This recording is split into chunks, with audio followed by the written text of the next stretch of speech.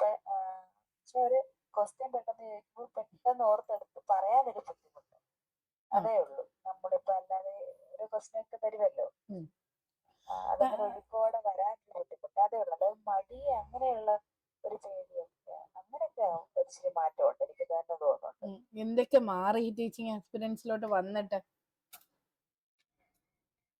മാറിയെന്ന് പറഞ്ഞ ഇതാ എന്റെ മെയിൻ കാര്യം.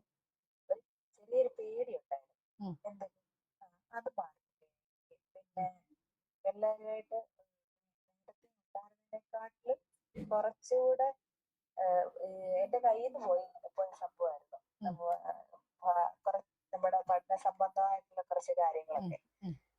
അതല്ല എനിക്ക് തിരിച്ചു വന്നത് പോലെ തന്നെ തോന്നി. കുറച്ചൊക്കെ എന്റെ കയ്യിലോട്ട് എത്തിപ്പെടാൻ പറ്റിയിട്ടുണ്ട് എനിക്ക്. സൗണ്ടില് മാറ്റം തോന്നുന്നോ? ടീച്ചറെ ചിരിക്കാൻ തുടങ്ങിയോ? ചിരിക്കുമ്പോ ചിരിയുണ്ട്, പിന്നെ ഇടയ്ക്ക് തെറ്റി പോകുമെന്ന് വരുമ്പോഴാണ് ഞാൻ ടീച്ചറിന് ടീച്ചർ പോലും അറിയാതെയുള്ള മാറ്റങ്ങളുണ്ട്. നമ്മൾ സംസാരിച്ചിരുന്നു അല്ലേ? അതിനുശേഷവും പിന്നെ കുറച്ചുകൂടി ടീച്ചറിനെ സംബന്ധിച്ച് പഴയ ടീച്ചറിൽ നിന്ന് നോക്കുമ്പോൾ ചെറിയ മാറ്റങ്ങളുണ്ട് എന്ന് കരുതി ശ്രീ ടീച്ചർ ആദ്യം ഇതുപോലെ ആയിരുന്നു എന്നല്ല, അതിലേക്ക് നമുക്ക് പോകാം. അങ്ങോട്ടേക്ക് പോകാനായിട്ട് കുറച്ച് സമയം കൂടെ നമുക്ക് ടീച്ചറിന് കൊടുക്കാം അല്ലേ? കുറച്ച് സമയം കൂടെ വേണം. പക്ഷെ മാറ്റങ്ങളുണ്ട്. തിരിച്ചു പിടിക്കാൻ പറ്റുമെന്ന് തോന്നിയില്ലേ? തിരിച്ചു പിടിക്കാൻ കഴിയും എന്നൊരു വിശ്വാസമായോ? അത് മതി. ഓക്കെ. അഞ്ജലി അടുക്കളയിൽ തിരക്കിലാണ്. പിന്നെ അഞ്ജൻ ടീച്ചറുണ്ട്. അഞ്ജന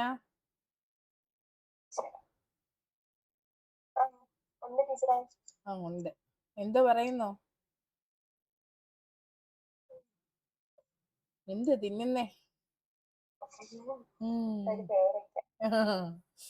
ഓക്കെ. പിന്നെ പഠിക്കുന്നുണ്ടോ? വീണ്ടും പഴയതുപോലെ ആക്റ്റീവായിട്ട് വരണേ. ഇവരൊക്കെ പോയോ? ഗസ്റ്റ് ഒക്കെ പോയോ? പോയി. ഓക്കെ.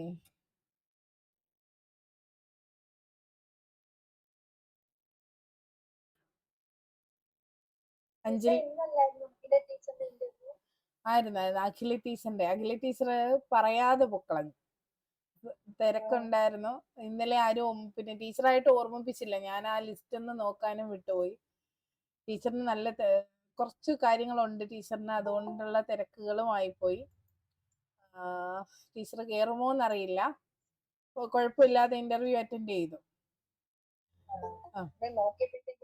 നമ്മൾ ഡിസ്കസ് ചെയ്ത ചോദ്യങ്ങളൊക്കെ തന്നെയായിരുന്നു, നമ്മൾ ഡിസ്കസ് ചെയ്ത കാര്യങ്ങളൊക്കെ ആയിരുന്നു. പക്ഷെ ടീച്ചർ ഉത്തരം ടീച്ചറിനെ കൊണ്ടാവുന്നത് പോലെ ടീച്ചർ പറഞ്ഞു. ഒരുവിധം നന്നായി പറഞ്ഞു. പിന്നെ കുറച്ചുകൂടി ആവാമായിരുന്നു എന്ന് എനിക്ക് തോന്നി. അപ്പൊ പഴയ ക്ലാസ്സുകൾ കാണാൻ പറ്റിയിട്ടില്ല എന്നാണ് പറഞ്ഞത്. അപ്പോൾ എഡിറ്റിങ്ങിനെ കുറിച്ച് ചോദിച്ചപ്പോൾ അത്ര ഒരു എഡിറ്റിംഗ് ഒക്കെ നമ്മൾ ഡിസ്കസ് ചെയ്തതല്ലേ, എങ്ങനെയാണ് നമ്മൾ കുട്ടികളുടെ നോട്ട് ബുക്ക് എഡിറ്റ് ചെയ്യേണ്ടത്, തെറ്റ് തിരുത്തേണ്ടത് എന്നൊക്കെ.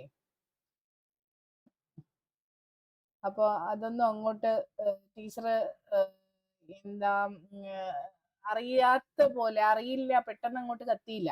അപ്പൊ അതൊക്കെ എനിക്ക് ഒരു ചെറിയ നിരാശ ഉണ്ടാക്കി. പക്ഷെ കുഴപ്പമില്ല, ടീച്ചറിന്റെ പരിമിതമായ സാഹചര്യത്തിൽ നിന്നുകൊണ്ട് അത്രയൊക്കെ ചെയ്തു. ചോദിച്ച ചോദ്യങ്ങളെല്ലാം നമ്മൾ ഡിസ്കസ് ചെയ്തതാണ്. അതാണ് എനിക്ക് പെട്ടെന്ന് തോന്നിയൊരു വിഷമം. പക്ഷെ അത് മോശമായി പറഞ്ഞു എന്നല്ല, കുറച്ചുകൂടി ഞാൻ എപ്പോഴും നിങ്ങളിൽ നിന്ന് ബെറ്ററും അതുക്കും മേലെയാണല്ലോ പ്രതീക്ഷിക്കുന്നത്, അതുകൊണ്ടായിരിക്കും. അപ്പോൾ എഡിറ്റിങ്ങിനെ കുറിച്ച് ചോദിച്ചു. പിന്നെ ടീച്ചർ പൊതുവിദ്യാലയവും ടീച്ചർ ഇപ്പം മറ്റേ അല്ലാത്ത പ്രൈവറ്റ് സെക്ടറിലല്ലേ, അത് ജോലി ടീച്ചറിനോടും എല്ലാം നമ്മൾ പലതവണ നമ്മളത് ചോദ്യങ്ങൾ പറഞ്ഞിട്ടുണ്ട്, ഡിസ്കസ് ചെയ്തിട്ടുണ്ട് അല്ലേ. പറയുമ്പോൾ എങ്ങനെ പറയണമെന്നാ പറഞ്ഞേ? പൊതുവിദ്യാലയവും പിന്നെ പ്രൈവറ്റ് സെക്ടറും കൂടി താരതമ്യം ചെയ്യണം. അതൊന്ന് പറഞ്ഞേന്ന് പറഞ്ഞ ടീച്ചർ എങ്ങനെയായിരിക്കും പറയുക, തുടങ്ങുക? പറ്റും, പറ. പൊതുവിദ്യാലയവും ടീച്ചർ ഇപ്പോൾ പ്രൈവറ്റ് സെക്ടറിലാണല്ലോ വർക്ക് ചെയ്യുന്നത്. പൊതുവിദ്യാലയത്തിലെ വിദ്യാഭ്യാസ രീതിയും ടീച്ചർ പഠിപ്പിക്കുന്ന വിദ്യാലയത്തിലെ വിദ്യാഭ്യാസ രീതിയും തമ്മിൽ വ്യത്യാസമുണ്ടോ? എന്തൊക്കെയാണ്? തീർച്ചയായിട്ടും വ്യത്യാസം ഉണ്ട്. പൊതുവിദ്യാലയങ്ങളിൽ ശിശു കേന്ദ്രീകൃതമായ വിദ്യാഭ്യാസമാണ് നടക്കുന്നത്. എന്നാൽ CBSE സ്കൂളിൽ കുറച്ചും കൂടി അധ്യാപക കേന്ദ്രീകൃതമായ വിദ്യാഭ്യാസമാണ് നടക്കുന്നത്. പൊതുവിദ്യാലയങ്ങളിൽ കുട്ടികൾക്ക് കണ്ടും കേട്ടും അറിഞ്ഞും പഠിക്കാനുള്ള സാഹചര്യങ്ങളുണ്ട്. അതുപോലെ തന്നെ പഠന പ്രവർത്തനങ്ങളാണെങ്കിലും ടെക്സ്റ്റ് ബുക്കുകളാണെങ്കിലും തന്നെ കുട്ടികൾക്ക് അനായാസം കൈകാര്യം ചെയ്യുന്നത് അവരുടെ ബുദ്ധിക്കും മനസ്സിനൊക്കെ അനുയോജ്യമായതാണ്. എന്നാൽ ICSE CBSE സെക്ടറുകളിൽ കുട്ടികളുടെ കഴിവിനും അല്ലെങ്കിൽ അവരുടെ മനസ്സിന് ഉൾക്കൊള്ളാൻ കഴിയുന്നതിനേക്കാൾ കൂടുതൽ പ്രവർത്തനങ്ങളും അല്ലെങ്കിൽ പാഠ്യ പുസ്തകങ്ങളുമാണുള്ളത്.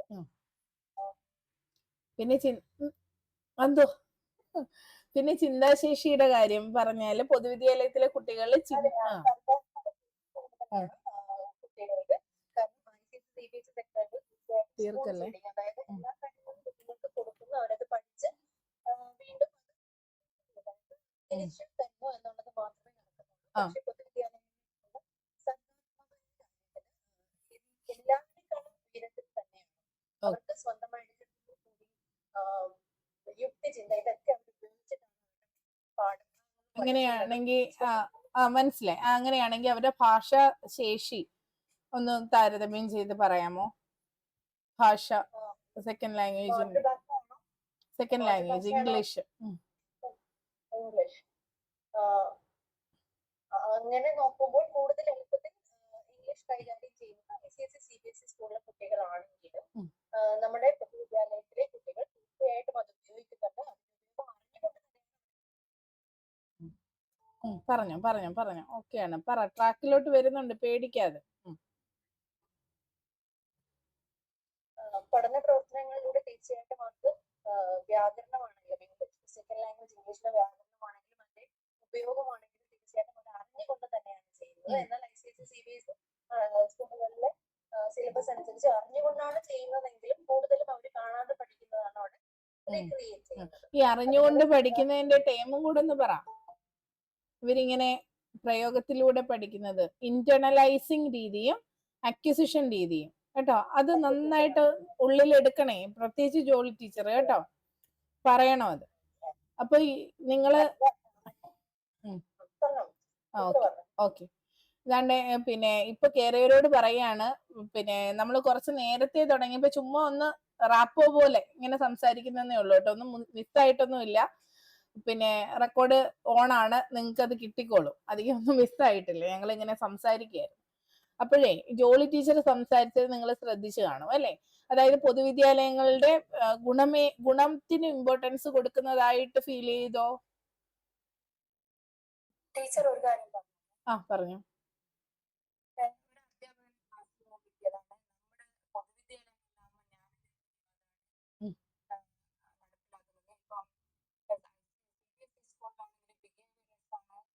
അവര് ഫോളോ ചെയ്യുന്നത്. പൂർണ്ണമായി ഫെയിൽ അല്ല. ഓക്കെ, ടീച്ചർ പറഞ്ഞ മനസ്സിലായി. പിന്നെ പൊതുവിദ്യാലയങ്ങളിലാകുമ്പോ സാമൂഹ്യ കുട്ടി സമൂഹത്തിലേക്ക് ഇറങ്ങുമ്പോ സമൂഹത്തിൽ ഇങ്ങനെ ഇടപെടാന്നുള്ളത് ഈ സ്കൂളിന്റെ ഈ പൊതുവിദ്യാലയത്തിൽ പഠിക്കുന്ന കുട്ടികൾക്ക് കുറച്ചുകൂടി കിട്ടുന്നുണ്ട്. ജനാധിപത്യപരമായ ക്ലാസ് റൂമും കൂടി ആയതുകൊണ്ട് ടീച്ചർ പറഞ്ഞതിനോടത്തോട്ട് ഞാൻ ഇതും കൂടി ചേർക്കാണ്. ജനാധിപത്യപരമായ ക്ലാസ് റൂമും കൂടി ആയതുകൊണ്ട് കുട്ടിക്ക് സ്വതന്ത്രമായി പെരുമാറാനും സ്വാഭാവികമായി അവന്റെ വ്യക്തിത്വത്തെ വികസിപ്പിക്കാനും കൂടി കഴിയുന്നു അല്ലെ, സാമൂഹ്യ ജ്ഞാന നിർമ്മിതിവാദത്തിലൂടെ ആയതുകൊണ്ട്. ഈ വാതിൽപ്പുറ അതുപോലുള്ള നമ്മുടെ CBSE സ്കൂളുകളിൽ ഇല്ല. ടൂറ്, വിനോദയാത്ര. അതെ, ഓക്കെ. ഞാൻ പറഞ്ഞത് ജോളി ടീച്ചർ സംസാരിച്ചത് അത് പോയിന്റുകൾ എന്തോ ആവട്ടെ, ഇനി കൂട്ടിച്ചേർക്കലുകൾക്ക് അവസരം തരാം. സംസാരിച്ച രീതി നിങ്ങളൊന്ന് പറഞ്ഞേ. അത് പോസിറ്റീവായിട്ട് നിങ്ങൾക്ക് അത് ഫീൽ ചെയ്യോ? പൊതുവിദ്യാലയത്തിനോട് ഒരു പോസിറ്റീവ് ആറ്റിറ്റ്യൂഡ് ആ ടീച്ചറിനുണ്ട് എന്ന് തോന്നുന്നുണ്ടോ? അതെ, തോന്നുന്നുണ്ട് ടീച്ചറെ. തോന്നുന്നുണ്ട്. കാരണം നമ്മുടെ വിദ്യാഭ്യാസത്തെ നമ്മള് താഴ്ത്തി പറയരുത്. നമ്മൾ അത് അനുകൂലിച്ച് വേണം ഇവിടെ സംസാരിക്കാൻ. അതാണ് ആദ്യം മുതലേ നിങ്ങളോട് ഞാൻ പറയുന്നത്. ഫസ്റ്റ് സെന്റൻസ് എങ്ങനെയായിരിക്കണം? പൊതുവിദ്യാലയത്തിനെ ഉയർത്തിക്കൊണ്ട് തന്നെ. ഇപ്പൊ നമ്മളോട് ഡയറക്റ്റ് പൊതുവിദ്യാലയത്തിലെ ഇംഗ്ലീഷ് ഭാഷ കൈകാര്യം ചെയ്യുന്നതിലെ പോരായ്മകൾ നിങ്ങൾ ശ്രദ്ധിച്ചിട്ടുണ്ടോ? ആ പോരായ്മകളെ കുറിച്ച് പറയാൻ പറഞ്ഞാൽ പോലും നമുക്ക് പറയാം, കാര്യമായ പോരായ്മ എന്ന് നമുക്ക് പറയാനാകില്ല. അതിൽ കാര്യമായ പുരോഗതി സംഭവിച്ചുകൊണ്ടിരിക്കുകയാണ് പൊതുവിദ്യാലയങ്ങളിൽ. ഹലോ ഇംഗ്ലീഷിലൂടെ, ഹലോ വേൾഡിലൂടെ ഒക്കെ കൃത്യമായി കുട്ടികൾ പുരോഗമനത്തിന്റെ പാതയിലാണ്. പിന്നെ പോരായ്മകൾ എന്ന് പറയുന്നത് നമുക്ക് അടച്ച് പറയാനാകില്ല. അവിടെയായിട്ട് ചില സ്കൂളുകളിലൊക്കെ നമുക്ക് കാണാൻ കഴിയും. അതായത് അധ്യാപകര് അത് വേണ്ട രീതിയിൽ കൈകാര്യം ചെയ്യുന്നില്ല. അവിടെ നമ്മൾ അധ്യാപകരെയാണ് കുറ്റം പറയുന്നത്, നമ്മൾ ഉൾപ്പെടുന്ന അധ്യാപക സമൂഹത്തെ, അല്ലാതെ പൊതുവിദ്യാലയത്തെ അല്ല, നമ്മുടെ സമ്പ്രദായത്തെ അല്ല, നമ്മുടെ വിദ്യാഭ്യാസ രീതിയെ അല്ല. അതൊരു മനഃശാസ്ത്രപരമായിട്ട് വേണം നിങ്ങൾ സംസാരിക്കാൻ. ടീച്ചർ പറഞ്ഞ രീതിയിലാണ് നമ്മൾ സംസാരിക്കേണ്ടത്. പക്ഷേ നമ്മൾ പറഞ്ഞുകൊണ്ട് വന്നിരുന്നത്, ടീച്ചർ പറഞ്ഞ ആൻസർ എനിക്ക് അയച്ചു തന്നപ്പോൾ അതിനകത്ത് അല്ലാതെ ഒന്ന് പറഞ്ഞു തുടങ്ങിയതുപോലെ എനിക്കൊന്ന് ഫീൽ ചെയ്തു. ചിലപ്പോൾ അവരവിടെ ഉത്തരം പറഞ്ഞത് അങ്ങനെ ആകണമെന്നുമില്ല. നമ്മളോട് വീണ്ടും പറയുമ്പോൾ മാറിപ്പോകാനും സാധ്യതയുണ്ട്. അപ്പൊ അങ്ങനെയൊക്കെയുള്ള കാര്യങ്ങൾ, അത് നിങ്ങൾ പുതിയ കുട്ടികൾ പ്രത്യേകം ശ്രദ്ധിക്കുക. പഴയ ക്ലാസ്സുകൾ കണ്ടു തുടങ്ങണം. ഇന്നിപ്പോ നമ്മൾ ഗ്രൂപ്പ് ക്രിയേറ്റ് ചെയ്തിട്ടുണ്ട്. നാളെയൊക്കെ തൊട്ട് നമുക്ക് എന്ത് ചെയ്യാം, പഴയ ക്ലാസ്സുകൾ ചിലപ്പോൾ നിങ്ങൾ കണ്ടത് തന്നെ ആയിരിക്കും, ആയിക്കോട്ടെ, സാരമില്ല, ഒന്ന് അഡ്ജസ്റ്റ് ചെയ്യുക. ആദ്യം മുതൽ നമുക്ക് ഇങ്ങനെ കണ്ട് പോരാ. അപ്പൊ അതിന്റെ കൂടെ നിങ്ങൾ നോട്ടുകൾ എഴുതുക. ആ നോട്ട് നിങ്ങൾ ഗ്രൂപ്പിലിട്ട് കഴിയുമ്പോൾ നമുക്ക് അതിനെ ബേസ് ചെയ്തൊന്ന് ഡിസ്കഷനും കൂടി 1-2 ചോദ്യമൊക്കെ ഞാൻ ചോദിക്കുമ്പോൾ നിങ്ങൾ കോൺഫിഡന്റ് ആയിക്കോളും കേട്ടോ. ഓക്കെ അല്ലേ? അഞ്ജലി ടീച്ചറെ ഇവിടേക്ക് വന്നതിന് ശേഷമുള്ള ഒരു മാറ്റം എന്ന് പറഞ്ഞു. അഞ്ജലി സുബീഷ് ടീച്ചിങ് ആസ്പിരൻസിലേക്ക് വന്നതിന് ശേഷം മാറ്റം തോന്നുന്നുണ്ടോ? അനലൈസ് ചെയ്യാനുള്ള സമയമായി.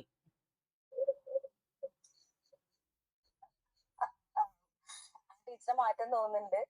ഞാന് സംസാരിക്കൊക്കെ ചെയ്യും, പക്ഷെ ഭയങ്കര ടെൻഷൻ ആവുന്ന ആളാണ്. ഒരു സിറ്റുവേഷനിൽ അകപ്പെട്ട് കഴിഞ്ഞാല് അത് ഓവർകം ചെയ്യാൻ കുറച്ച് ബുദ്ധിമുട്ടുള്ള ആളാണ്. അപ്പൊ ഞാൻ പറഞ്ഞു വന്ന കാര്യങ്ങൾ പോലും ചിലപ്പോ മുഴുവൻ പറയാൻ പറ്റില്ല.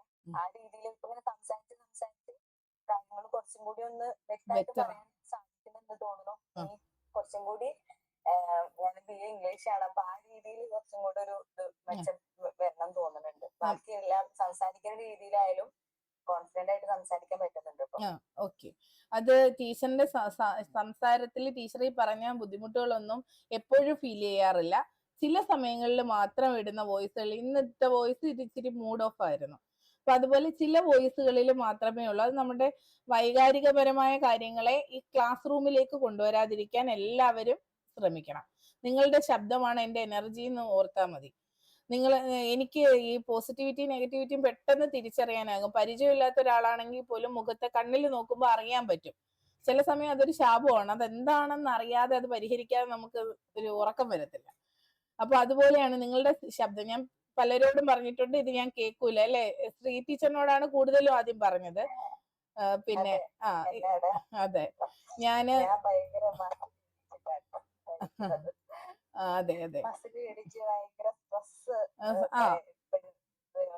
അതെ ആ സ്ട്രെസ് അങ്ങ് കൺവേ ആവും, നമുക്ക് ഇങ്ങോട്ട് നമ്മളിലേക്ക് വരും. എനിക്ക് അങ്ങനെ ഒരു പ്രശ്നമുണ്ട്, ഞാൻ അതിനെ ഇങ്ങോട്ടിങ് എടുക്കും. അപ്പൊ അതുകൊണ്ടാണ് ഞാൻ പറഞ്ഞത് അങ്ങനെ ചെയ്യല്ലേ, ഞാനിത് കേൾക്കില്ല എന്ന് പറയുന്നത് അതുകൊണ്ടാണ്. അപ്പൊ അങ്ങനെ നിങ്ങൾ പരമാവധി അത് ശ്രദ്ധിക്കുക. ടീച്ചറിലേക്ക് എന്റെ നെഗറ്റിവിറ്റി പോകരുത്. നിങ്ങൾ എന്നെ അത്രയും സ്നേഹിക്കുന്നുണ്ടെന്നാണ് ഞാൻ കരുതുന്നത്. എല്ലാവരുടെയും ഉള്ളിലേക്ക് ഒരു ചെറിയൊരിടം എനിക്കുണ്ട് എന്ന് തന്നെയാണ് വിശ്വസിക്കുന്നത്. അപ്പോ അതുകൊണ്ട് നിങ്ങൾ ഇത് ഞാൻ പറയുമ്പോഴെങ്കിലും നിങ്ങൾ ശ്രദ്ധിക്കും. നിങ്ങളുടെ ഏറ്റവും ഹാപ്പി ആയിട്ടുള്ള ശബ്ദം, ഏറ്റവും കോൺഫിഡന്റ് ആയിട്ടുള്ള ശബ്ദം കേൾക്കാനാണ് ഞാൻ എൻ്റെ പൂർണ്ണ സമയവും മാറ്റിവെച്ചിരിക്കുന്നത്. അപ്പോൾ ഞാൻ ഗ്രൂപ്പിൽ സൈലന്റ് ആയാൽ നിങ്ങൾ ആലോചിക്കുക, ഞാൻ അത്രത്തോളം നിങ്ങൾക്ക് വേണ്ടി എന്തെങ്കിലും കാര്യത്തിൽ എൻഗേജ്ഡ് ആയിരിക്കും. അല്ലാതെ എൻ്റെ ഒരു പേഴ്സണൽ കാര്യത്തിലുമല്ല ഞാൻ എൻഗേജ്ഡ്. ഞാൻ നിങ്ങൾക്ക് വേണ്ടി, നിങ്ങളുടെ ഇന്റർവ്യൂ തീരുന്നത് വരെ നിങ്ങൾക്ക് വേണ്ടി മാത്രം അവൈലബിൾ ആവുന്ന തരത്തിലാണ് എൻ്റെ കാര്യങ്ങൾ ഷെഡ്യൂൾ ചെയ്തിരിക്കുന്നത്. അതിൽ വ്യക്തിപരമായി എനിക്ക് പല നഷ്ടങ്ങളും ഉണ്ടാവും. പക്ഷെ അത് ഞാൻ കണക്കാക്കുന്നില്ല, നിങ്ങൾക്ക് വേണ്ടിയിട്ടാണ്. അപ്പം പ്രശ്നങ്ങൾ എന്നോട് പറയുക, ശബ്ദം നിങ്ങൾ ശ്രദ്ധിക്കുക. ഇന്ന് നമ്മുടെ ഇര അമൃത ടീച്ചറാണ്, നാളെ അമൃത ടീച്ചറിന്റെ ഇന്റർവ്യൂ ആണ്. അപ്പോൾ ചോദ്യങ്ങളൊക്കെ നിങ്ങൾ വേണം കൂടുതലായി ചോദിക്കാൻ. അപ്പൊ അമൃത ടീച്ചറിന്റെ ബയോഡേറ്റ അനുസരിച്ചുള്ള കുറച്ച് ചോദ്യങ്ങളൊക്കെ നമുക്കിന്ന് ചോദിക്കാം. അമൃത ടീച്ചറെ വീഡിയോ ഓൺ ചെയ്തോ, തുടങ്ങാം. അതെ, എല്ലാരും ഒക്കെ വീഡിയോ ഓൺ ചെയ്യേ. കഴിയുന്നവരൊക്കെ. അഞ്ജലി വേണ്ട, അല്ല അതെ അഞ്ജലി എസ് വേണ്ട. അതെങ്ങനാ? ഒന്ന് അഞ്ജലി സുബീഷ്, ഒന്ന് അഞ്ജലി എസ്. ഇതിനകത്ത് ഏതാന്നാ? കുഞ്ഞഞ്ജലി വേണ്ട, വല്യഞ്ജലി. ബാക്കി എല്ലാരും ഓൺ ചെയ്തോ. ശ്രീ ടീച്ചറെ മോനൊരു ഹായ് പറഞ്ഞേരെ, അവ ഇടയ്ക്ക് വന്ന് ഞാൻ കണ്ടായിരുന്നു. ഹോംവർക്ക് എഴുതുമായിരുന്നു, പോയി എല്ലാം കഴിഞ്ഞ് പോയി. Okay okay okay. ആ ടീച്ചറെ, അമൃത ടീച്ചറെ വീഡിയോ ഓൺ ചെയ്യാൻ ഒക്കത്തില്ലയോ? വീഡിയോ ഓൺ ചെയ്ത അന്നേരം ഇപ്പൊ എന്റെ അടുത്ത് വരും കേട്ടോ. ഇവിടുന്ന് പോയി കഴിയുമ്പോ ഞാൻ ഓണാക്കാം. ആ ഓക്കെ. ടീച്ചറെ, ടീച്ചറിന്റെ എക്സ്പീരിയൻസ് ഞാൻ കണ്ടു. അതിനകത്ത് ജഡായു എർത്ത് സെന്ററിൽ 2 വർഷം വർക്ക് ചെയ്തു എന്ന് കിടക്കുന്ന കണ്ടു. അതെ, വർക്ക് ചെയ്തിട്ടുണ്ട്. ആ, എന്തായിട്ടാണ് വർക്ക് ചെയ്തത്? അവിടെ ആദ്യം ഒരു ഗൈഡ് ആ ഒരു രീതിയിലായിരുന്നു, സേഫ്റ്റി സെക്യൂരിറ്റി എന്ന് പറഞ്ഞുകൊണ്ടതായിരുന്നു. അതിനുശേഷം കുറച്ച് നാൾ കഴിഞ്ഞപ്പോൾ അവർ ഇന്റർവ്യൂ ചെയ്തു, അവിടുത്തെ ടിക്കറ്റ് ബുക്കിംഗ് കൗണ്ടറിലോട്ട് ഷിഫ്റ്റ് ചെയ്തു. ഓക്കെ. എങ്ങനെയാണ് ടീച്ചർ ആ ഒരു മേഖലയിലേക്ക് എത്തിപ്പെട്ടത്? ജഡായു എർത്ത് സെന്ററിൽ ജോലി വേണം എന്ന് തോന്നാനുണ്ടായ കാരണം? എന്റെ സ്ഥലം കുടിയോടാണ്. അപ്പൊ എന്റെ വീടിന്റെ അടുത്തുള്ള ഒരു സ്ഥലത്ത് ഇതുപോലൊരു വലിയൊരു പ്രോജക്റ്റ് വരുന്നു. അപ്പൊ അത് സെൻട്രൽ ഗവൺമെന്റ് ഏറ്റെടുക്കും. അപ്പൊ അവിടെ വരുന്ന ആൾക്കാർക്ക് സ്ഥിര ജോലിയാവും എന്നൊരു ഇതുണ്ടായിരുന്നു. അപ്പൊ എനിക്ക് ഇങ്ങനെ പറഞ്ഞിരുന്നു. അപ്പൊ എന്തുവായാലും ഇത് എന്താണെന്ന് അറിയില്ല, അവിടെ എന്തുവാ ഏത് രീതിയിലാണ് ജോലി എന്നൊന്നും അറിയില്ല. അവിടെ പോയി അതിനകത്ത് പോയി അറ്റൻഡ് ചെയ്തു. അവിടെ സെലക്ഷൻ കിട്ടി. അങ്ങനെ ഞാൻ അവിടെ എത്തിപ്പെട്ടതാണ്. എന്റെ വീടിന്റെ അടുത്തുള്ളൊരു പ്രോജക്റ്റിന്റെ ഭാഗമാകാം. എന്നാലും അതിന്റെ ഇടയിൽ കൂടി ഞാൻ LP-UP കോച്ചിങ്ങിന് പോകുന്നുണ്ടായിരുന്നു. ചോദിച്ച ചോദ്യം പറഞ്ഞ ഉത്തരം അനലൈസ് ചെയ്യണേ. എന്നിട്ട് നമുക്ക് ഒന്നുകൂടി എന്താ ഞാൻ ചോദിച്ചേ?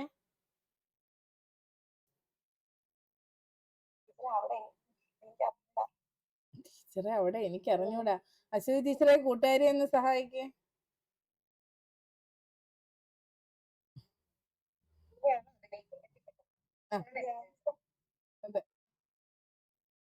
എങ്ങനെയാണ് അവിടെ എത്തിപ്പെടുന്നത്?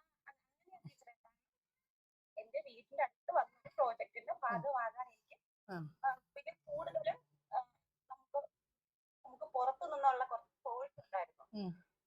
അതിന് പോയി കഴിഞ്ഞാൽ നല്ലതായിരിക്കും എന്നൊരു വീട്ടുകാരുടെ ആയാലും, കാരണം നമ്മുടെ വീടിന്റെ അടുത്ത് വരുന്നില്ലേ എന്നൊരു ചിന്ത വന്നതുകൊണ്ടാണ് അവിടേക്ക് എത്തിപ്പെട്ടത്. ഞങ്ങളുടെ വീടിന്റെ അടുത്ത് KTDC ബാർ വരുന്നുണ്ട്. സത്യം, വീടിനടുത്ത നല്ല സ്ഥാപനമാണ്. സർക്കാരിന് ഏറ്റവും വരുമാനം കിട്ടുന്നയാ. മനസ്സിലായോ? അപ്പൊ നമ്മൾ അതിന്റെ ഉത്തരത്തെ ഒന്നും കൂടി ഒന്ന് പോളിഷ്.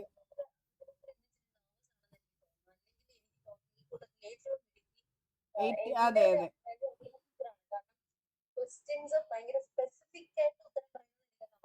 അതെ അതെ അത് ഇന്നും ഇന്നലെയൊന്നും തുടങ്ങിയതല്ല.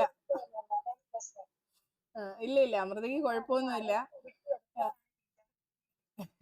അമൃതയെ പെട്ടെന്ന് ഈ ചോദ്യം പ്രതീക്ഷിച്ചില്ല. ബാക്കിയെല്ലാം പ്രിപ്പയർഡ് ആണ്. ഈ ജഡായു എർത്ത് സെന്ററിൽ കയറി ഞാൻ ഇങ്ങനെ പിടിക്കുമെന്ന് പ്രതീക്ഷിച്ചില്ല. നോക്കണേന്ന് ഞാൻ പറഞ്ഞായിരുന്നു.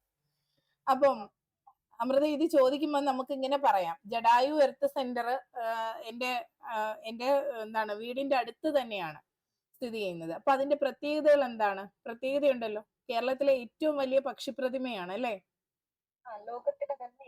ലോകത്തിലെ അതെ, ലോകത്തിലെ തന്നെ ഏറ്റവും വലിയ പക്ഷിപ്രതിമയാണ് ജഡായു എർത്ത് സെന്റർ. മാത്രമല്ല ശ്രീ രാജീവ് അഞ്ചലാണ് അതിന്റെ ശില്പി. അങ്ങനെ ഒരുപാട് കൗതുകം ഉണർത്തുന്ന ഒരുപാട് കാര്യങ്ങൾ ജഡായു എർത്ത് സെന്ററുമായിട്ടുണ്ട്.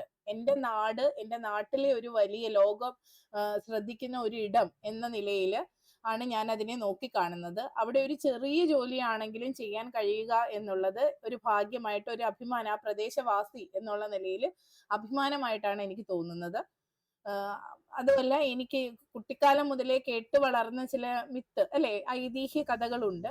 അപ്പൊ അതുമായിട്ടും ഒക്കെ എനിക്ക് കണക്ട് ചെയ്യാൻ പറ്റുന്നത് കൊണ്ടും ഒക്കെയാണ് ഞാൻ ആ ജോലിയിലേക്ക് പ്രവേശിച്ചത്. അത്രയും താല്പര്യത്തോടു കൂടിയാണ് എന്ന നിലയിലേക്ക് നമുക്ക് അതിനെ മാറ്റാം അല്ലേ?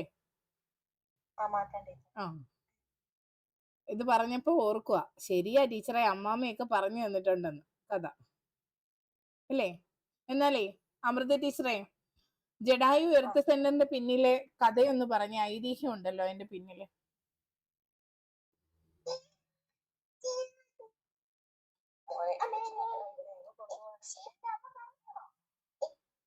അമ്മ പറഞ്ഞോ, ഇതിൽ വരെ സപ്പോർട്ട് എന്തോ വേണം?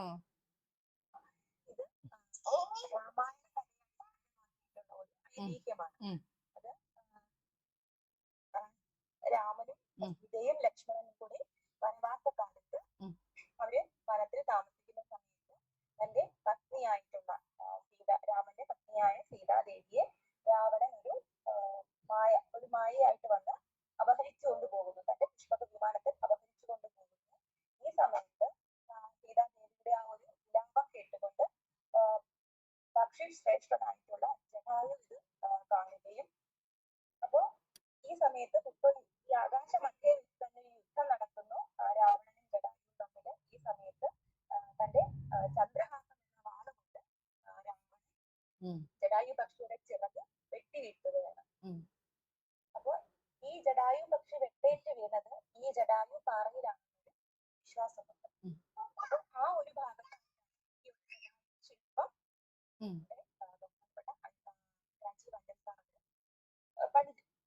തന്റെ നേതൃത്വത്തിൽ പണി കഴിപ്പിച്ചത്. ഇതൊരു പാട്ടത്തിനെടുത്താണ് ചെയ്യുന്നത്. 30 വർഷത്തേക്ക് ചെയ്തിരിക്കുന്നത്. ഓക്കെ, അപ്പൊ മിത്ത് അതുപോലെ നമ്മൾ ഇത്രയും മൊത്തത്തിൽ പറയണമെന്നില്ല. കാര്യം ശ്രീരാമന്റെയും ലക്ഷ്മണന്റെയും ഒക്കെ കഥയും പ്രധാനപ്പെട്ട ഇത് കൊടുക്കുന്നതെന്ന് വെച്ച് കഴിഞ്ഞാൽ സ്ത്രീ സുരക്ഷയും സ്ത്രീകളോടുള്ള ബഹുമാനവും. അദ്ദേഹം ഒരു ജടായു ശില്പം സമർപ്പിച്ചിരിക്കുന്നത് സ്ത്രീകളുടെ സുരക്ഷ, സ്ത്രീകളോടുള്ള ബഹുമാനം എന്ന അർത്ഥത്തിലാണ്. ഓക്കെ, അത് വളരെ ഹൈലൈറ്റ് ചെയ്ത് പറയണം കേട്ടോ ടീച്ചറെ. അപ്പം അല്ലെങ്കിൽ ആ എർത്ത് സെന്ററിനെ കുറിച്ച് പറയാം, ഐതിഹ്യം പറയൂ എന്ന് പറയുമ്പോൾ നമുക്കത് പറയണ്ടേ. എർത്ത് സെന്ററിനെ കുറിച്ച് പറയൂ എന്ന് പറയുമ്പോൾ സ്ത്രീ സുരക്ഷ, ഈ ഒരു കാര്യമൊക്കെ നമുക്ക് പറയാം, പ്രതീകമാണ് എന്നുള്ള രീതിയിൽ സംസാരിക്കാം. ഐതിഹ്യം പറയുമ്പോൾ നമുക്കിത് പറയാം. പിന്നെ സീതാദേവിയെ രാവണൻ അപഹരിച്ചു കൊണ്ടുപോകുന്ന സമയത്ത് സീതാദേവിയെ രക്ഷിക്കാനായി പിന്നെ മുന്നോട്ട് വന്ന പക്ഷി ശ്രേഷ്ഠനാണ് ജഡായു.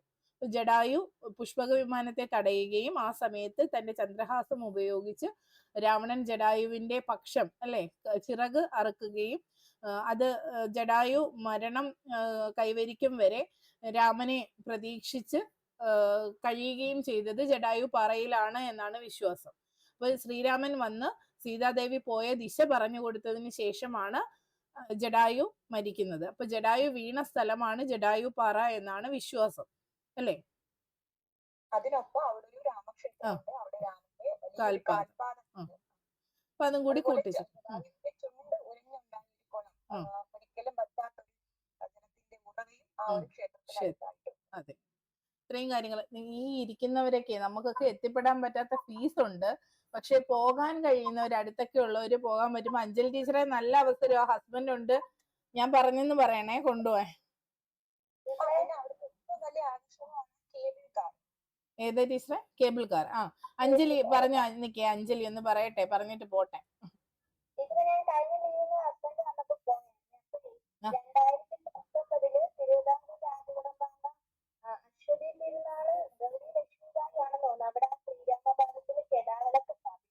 ആണോ?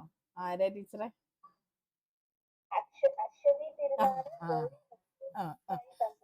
രണ്ടാമത് ശരിയായി, മറ്റേത് ഞാൻ കേട്ടിട്ടില്ല കേട്ടോ. രണ്ടാമത് പറഞ്ഞപ്പോ ശരിയായി.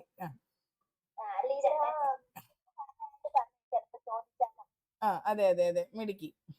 അടുക്കളയിലാണോ?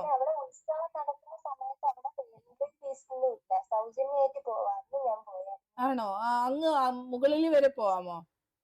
മുകളിൽ വരെ പോവാം. പക്ഷെ പക്ഷിശില്പത്തിനകത്ത് കയറാൻ ഫീസ് വേണം. അന്ന് ഞാൻ പോയ സമയത്ത് അവിടെ നമുക്ക് ആർക്കും പ്രവേശനമില്ല. നമുക്ക് ജടായുവിന്റെ അവിടെ വന്ന് റൗണ്ട് ചെയ്ത് ചുറ്റിനും കണ്ട് നടന്നു പോവാം. അതിനകത്തേക്ക് 60 തിയേറ്ററും ഡിജിറ്റൽ മ്യൂസിയം നമ്മുടെ ഭാവിയിൽ വരത്തേ ഉള്ളൂ. ഇപ്പൊ അതിനകത്തൊന്നുമില്ല. ഞങ്ങള് പക്ഷെ അതിനകത്ത് കയറിയിട്ടുണ്ട്. ബി.എഡിന്റെ സമയത്ത് പൂർത്തിയായിട്ടില്ലായിരുന്നു. അപ്പൊ അതൊരു വലിയ അനുഭവമാണ്. ആദ്യം അശ്വതി ടീച്ചറെ ഓർമ്മിപ്പിക്കല്ലേ. സനം പ്രിൻസിപ്പലിനെ ശരിക്കും ദേഷ്യം കൊണ്ട് എന്തൊക്കെയോ പറഞ്ഞു. ഇപ്പൊ ഓർക്കുമ്പോ വിഷമമാണ്. സാറിപ്പില്ല. കാര്യം അത് ട്രക്കിംഗ് ഏരിയ ആണ്. ട്രക്കിങ്ങിന് പോകുമ്പോ പിന്നെ കുട്ടികളുടെ അവസ്ഥ അവര് മനസ്സിലാക്കണ്ടേ. നമ്മളോട് മുൻകൂട്ടി പറയണം ട്രക്കിംഗ് ഏരിയയിലൂടെ പോകുന്നതെന്ന്. അത് പറയാതെ കൊണ്ടുപോയി. അപ്പൊ പീരീഡ്സ് ആയിട്ട് ഉള്ള കുട്ടികളുണ്ടായിരുന്നു, BP ഉള്ള പിള്ളേരുണ്ടായിരുന്നു. ഇതിന് പ്രിക്കോഷൻസ് ഒക്കെ എടുത്തിട്ട് വേണ്ടേ ഇങ്ങനെ കൊണ്ടുപോകാൻ. അപ്പൊ അതൊന്നും ചെയ്യാതെ കൊണ്ടുപോയി. അവസാനം തിരിച്ചു വന്നപ്പോ ശരിക്ക് പൊരിച്ചു ഞങ്ങള്. നന്നായി ദേഷ്യപ്പെട്ടു. അത് പിള്ളേരുടെ അവസ്ഥ അതായിരുന്നു. അത്രയും ഉത്തരവാദിത്വം ഇല്ലാതെ ചെയ്തത് കൊണ്ടാണ്. അത് ഓർക്കുമ്പോ ഇപ്പൊ വിഷമമാണ്. എങ്കിലും അവരത് ചെയ്യാൻ പാടില്ലായിരുന്നു. കാര്യം പ്രഗ്നന്റ് ആയിട്ടുള്ള കുട്ടികളെ ഒഴിവാക്കി. അവരുണ്ടായിരുന്നു. എത്ര പേരാ പിന്നെ തലയിറങ്ങി വീണത് ഓർമ്മയുണ്ടോ ടീച്ചറെ? എടുത്തോണ്ട് പോയതൊക്കെ. അതെ അതെ അതെ. ബ്ലഡൊക്കെ ഇങ്ങനെ ഇരച്ചു വരും നമുക്ക്. അങ്ങനത്തെ ഒരു അവസ്ഥയായിരുന്നു. പക്ഷെ നല്ല അനുഭവമാണ്. അങ്ങ് മേളിൽ ചെന്ന് കഴിയുമ്പോൾ നല്ല കാറ്റും നല്ല അനുഭവവും. നമ്മൾ അതിന്റെ അകത്തെല്ലാം കയറി കണ്ടു. അതൊരു അനുഭവമാണ്. അതിന്റെ തണുപ്പും ഒക്കെ അല്ലേ. ഞങ്ങൾക്ക് ക്ലാസ് ഒക്കെ അതിനകത്ത്. അതെ, ബഷീർ മാഷ്. അതെ. അങ്ങനെ. അപ്പൊ എന്താ എർത്ത് സെന്ററിനെ കുറിച്ച് ചോദിച്ചു. അപ്പം ഒരുവിധം അതിനകത്ത് കോൺഫിഡന്റ് ആണ്. വേറെ കുഴപ്പമൊന്നുമില്ല. Fire fighting technician. ടീച്ചറെ ഹോബി സോപ്പ്, അഗർബത്തി നിർമ്മാണം, വായന എന്നിവയാണ് വെച്ചിരിക്കുന്നത്. ടീച്ചറിന് അതിനൊക്കെ സമയം കിട്ടാറുണ്ടോ? ഇപ്പൊ ചെയ്യാറുണ്ടോ? അതോ വെറുതെ എഴുതി വെച്ചിരിക്കുകയാണോ? ചെയ്യാറുണ്ട്. ഓക്കെ. അങ്ങനെയാണെങ്കിൽ സോപ്പ് നിർമ്മാണത്തിന് എന്തൊക്കെ വസ്തുക്കളാ വേണ്ടത്?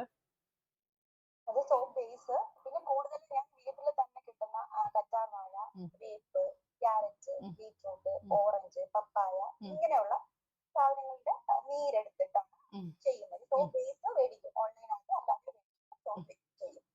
ഓക്കെ. സോപ്പ് ബേസ് വേണം. ഇങ്ങനെയുള്ള വസ്തുക്കളുടെ നീര് വേണം. സുഗന്ധത്തിന് എന്തെങ്കിലും ചേർക്കാറുണ്ടോ?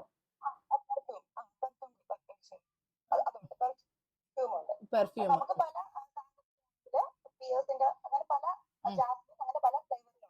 Okay okay.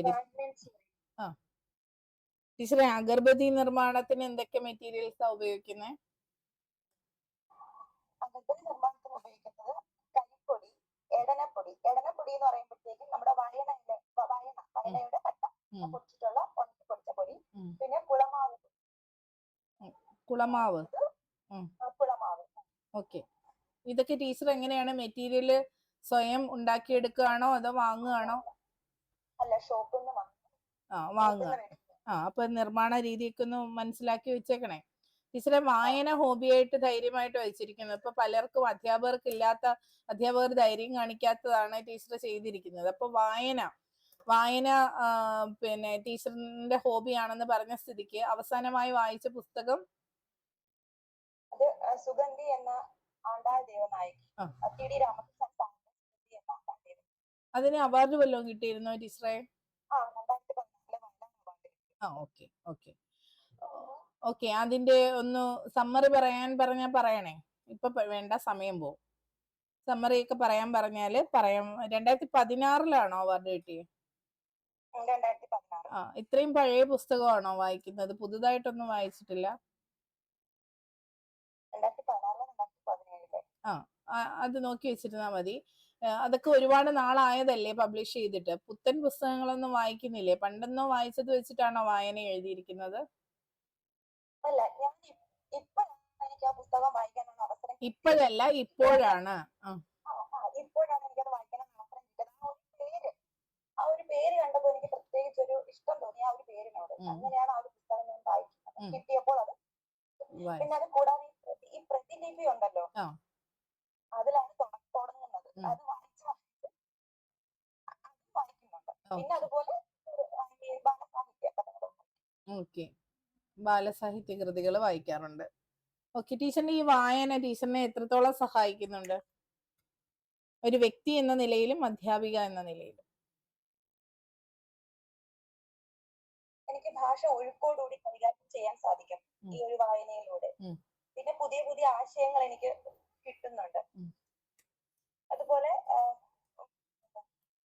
ഒരു തപ്പി തടയലില്ലാതെ ഒരു വിഷയം കിട്ടിക്കഴിഞ്ഞാൽ അതില് സംസാരിക്കാൻ കഴിയും. ഓക്കെ, അധ്യാപിക എന്ന നിലയിൽ?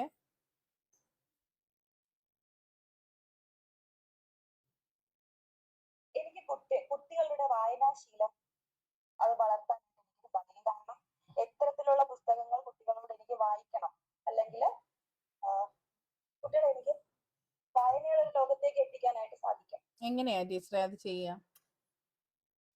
ടാലന്റ് ലാബുകളുണ്ട്, അതുപോലെ കുട്ടികളുടെ സർഗാത്മക ശേഷി വികാസം. ടാലന്റ് ലാബ് ഇവിടെ കണക്ട് ചെയ്യണ്ടേ?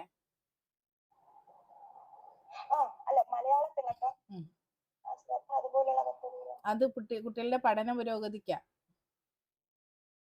റീഡിംഗ് കാർഡുകള്, ലൈബ്രറി, തുടക്കം നമുക്ക് റീഡിംഗ് കാർഡിൽ നിന്ന് തുടങ്ങാം കേട്ടോ.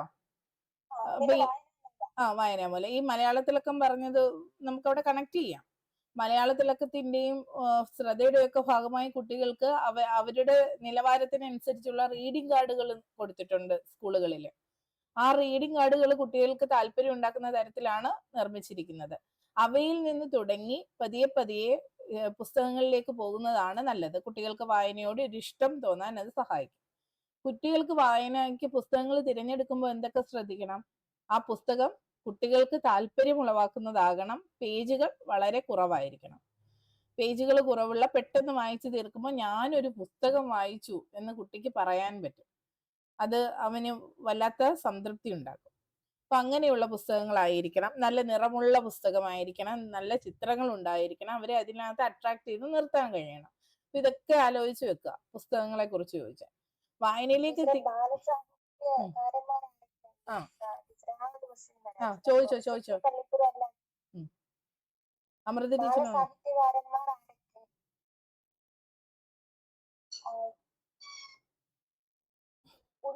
ഉണ്ണി അമ്പലം എന്ന് പറയുന്ന ബാലസാഹിത്യകാരന്റെ കൃതി ഞാൻ വായിച്ചിട്ടുണ്ട്, ഹാരിയും പോട്ടറും എന്ന് പറഞ്ഞിട്ട്. പിന്നെ കുഞ്ഞൻ തവളയും കുസുമമാണ് കുഞ്ഞപ്ര എന്നൊരു. എനിക്ക് അധികം എനിക്ക് ഈ ഒരു രണ്ട് വ്യക്തികളെ ഫേമസ് ആയിട്ടുള്ള ആളുകളെ പറയണം. സിപ്പി പള്ളിപ്പുറം സാറിനെ കുറിച്ച് പറയണം. അദ്ദേഹം കവിതകളും ഉണ്ട് അല്ലെ? കഥയും കവിതകളുണ്ട്. കഥയുണ്ടോ ഓർമ്മയില്ല.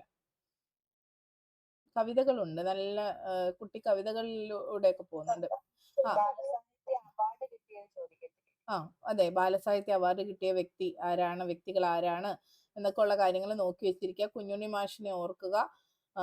പിന്നെ ആരുണ്ട് അതൊക്കെ ടീച്ചർ? ആരാ ടീച്ചറെ? കെ ശ്രീകുമാർ. അങ്ങനെ ടീച്ചർ അമൃത ടീച്ചർ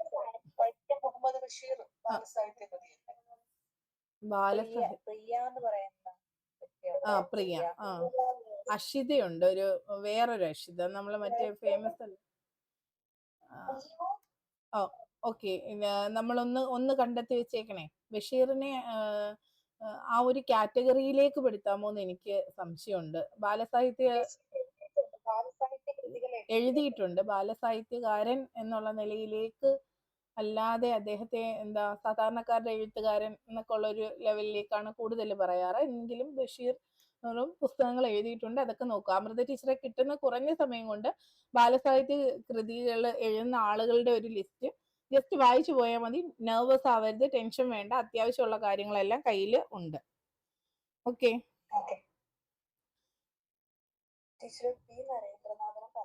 ഓക്കെ ടീച്ചറെ, ഒന്ന് നിങ്ങൾ അറിയുന്ന കാര്യങ്ങള് അമൃത ടീച്ചറിനെ ഒന്ന് അയച്ച് ഹെൽപ്പ് ചെയ്യണം കേട്ടോ.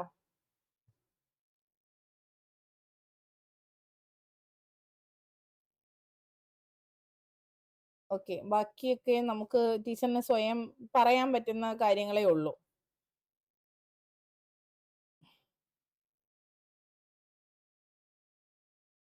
ബാക്കിയൊന്നും വലിയ പ്രശ്നമുള്ള ഒന്നും ഞാൻ കാണുന്നില്ല കേട്ടോ. അമൃത ടീച്ചറെ ബാക്കി എന്ത് ചോദിച്ചാലും പറയാൻ പറ്റുമല്ലോ. ആ ഇനി ബികോം ആയിരുന്നോ? ഞാൻ അതിനെ കുറേ വിളിച്ചിട്ട് കിട്ടിയില്ല. ബികോം ആയിരുന്നോ? അല്ല ടീച്ചറെ, പൊളിറ്റിക്കൽ സയൻസ് ആയിരുന്നു. പൊളിറ്റിക്സ് ആയിരുന്നു. ഞാൻ ബികോം എന്ന് കണ്ടിട്ട് ഞാൻ അതുമായിട്ട് ബന്ധപ്പെട്ട ചോദ്യങ്ങൾ ബികോം ആണോ എന്നുള്ള സംശയം. അതിന്റെ ഒരു ഹോബി ആയിട്ട് ഞാൻ പറഞ്ഞോ ടീച്ചറെ. ആ അത് കുഴപ്പമില്ല. ചലച്ചിത്ര ഗാന ആസ്വാദനം എന്ന് പറയുമ്പോ അത് ഇനി ചലച്ചിത്ര ഗാനങ്ങൾ ചോദിക്കാം എന്നൊക്കെയുള്ളതല്ലേ ഉള്ളൂ. അല്ലെങ്കിൽ ആരുടെ ഗായകൻ? ഞാന് ഒന്ന് ഇതിനകത്ത് ബികോംകാരുണ്ട്. അൻഷ ടീച്ചർ പോയോ? അൻഷ ടീച്ചർ ബികോം അല്ലയോ? ആന്നല്ലേ.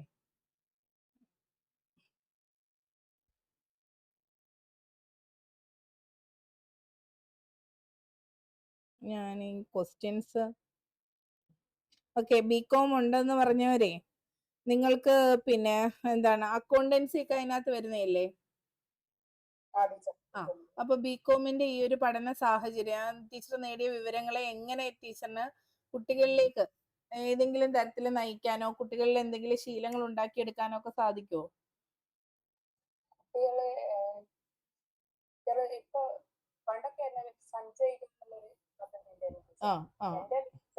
ഉണ്ടായിരുന്നു.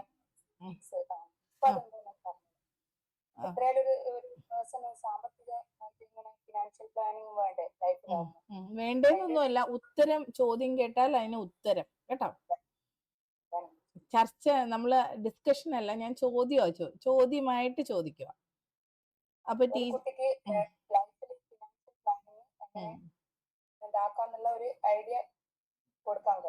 ഓക്കെ. പിന്നെ എന്താണ് സാമ്പത്തിക ഭദ്രത കുറച്ച് കുട്ടികളെ പഠിപ്പിക്കാനാകും അല്ലെ? കൃത്യമായ ചെലവ് അതുപോലെ വരവ് ചെലവ് കണക്കുകൾ സൂക്ഷിക്കാൻ കുട്ടികളെ പഠിപ്പിക്കാനാകില്ലേ?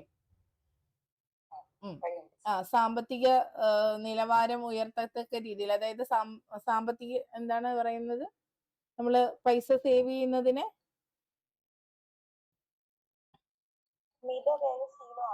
മിതവ്യയശീലം, അത് ചെലവാക്കൽ ചുരുക്കി ചെലവാക്കുക എന്നുള്ളത് എന്താണ്?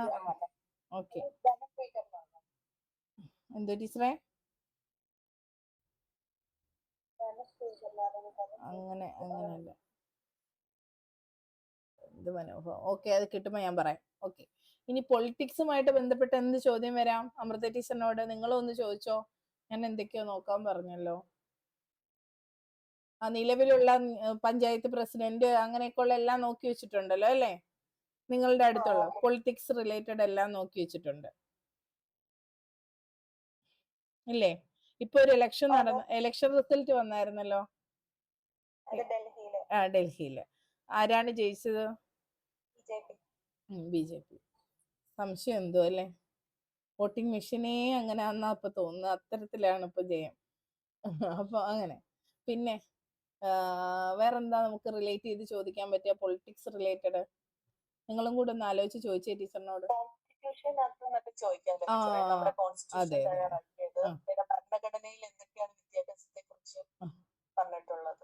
പൊളിറ്റിക്സ് റിലേറ്റഡ് ആയിട്ട് പിന്നെ എല്ലാ സംസ്ഥാനങ്ങളും കേരളത്തെ മാതൃകയാക്കത്തക്ക രീതിയിലുള്ള ഒരു മാറ്റം KCF 2023 നടപ്പിലാക്കിയപ്പോ ഉണ്ടായല്ലോ ടീച്ചർ, അതെന്താണ്? ഇന്ത്യൻ ഭരണഘടനയുടെ ആമുഖ പാഠപുസ്തകങ്ങളിൽ ആദ്യമായിട്ട് ഉൾപ്പെടുത്തിയ ഒരു സംസ്ഥാനമാണ് കേരളം. ടീച്ചറെ, കുട്ടികളുടെ അവകാശങ്ങൾ പുസ്തകത്തിൽ രേഖപ്പെടുത്തിയത് ശ്രദ്ധിച്ചിട്ടുണ്ടോ? ബാലാവകാശം ഒന്ന് രണ്ടെണ്ണം പറയാമോ? അഞ്ജൻ ടീച്ചർ നോക്കി വെച്ചേക്ക കേട്ടോ. രക്ഷിതാക്കളുടെ കുട്ടികൾക്ക് എത്ര വയസ്സ് മുതൽ എത്ര വയസ്സ് വരെയാണ് വിദ്യാഭ്യാസം കൊടുക്കേണ്ടത്?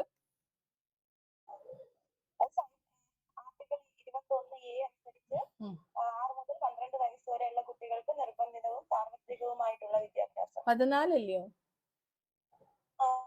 12 എന്നല്ലയോ ടീച്ചർ പറഞ്ഞേ? 14 അത് ഇനി NEP നടപ്പിലാക്കുമ്പോ എങ്ങനെ കൊടുക്കണമെന്നാണ് പറഞ്ഞത്? പിന്നീട് അതിനെ നാഷണൽ എഡ്യൂക്കേഷൻ പോളിസിയിൽ ഏത് വയസ്സ് മുതൽ ഏത് വയസ്സ് വരെ കൊടുക്കണമെന്നാ പറഞ്ഞേക്കുന്നത്? 3 വയസ്സ് മുതൽ 18 വയസ്സ് വരെ. അപ്പൊ അതൊക്കെ ഒന്ന് ഓർത്ത് വെച്ചിരുന്നാ മതി. വേറെ ഒന്നും പ്രത്യേകിച്ച് പൊളിറ്റിക്സുമായിട്ട് പിന്നെ അങ്ങനെ അങ്ങ് ഡീപ്പായിട്ട് നിയമസഭ എന്ന ആശയം എങ്ങനെ കുട്ടികളിലേക്ക് എത്തിക്കാം, പാഠഭാഗം ടീച്ചർ കണ്ടുപിടിച്ചായിരുന്നല്ലോ മലയാളത്തിൽ ഒരെണ്ണം. അതിനെ കണക്ട് ചെയ്ത് തന്നെ സോഷ്യലും ആ ഒരു രീതിയിലേക്ക് നമുക്ക് പറയാം.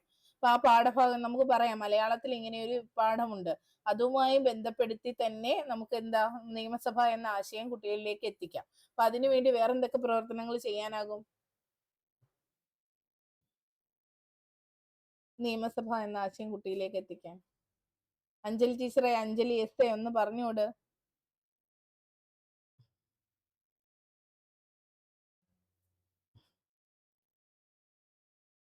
കുഞ്ഞഞ്ജലി മൈക്ക് ഓഫാ. കുഞ്ഞഞ്ജലി, അഞ്ജലി കുഞ്ഞ്.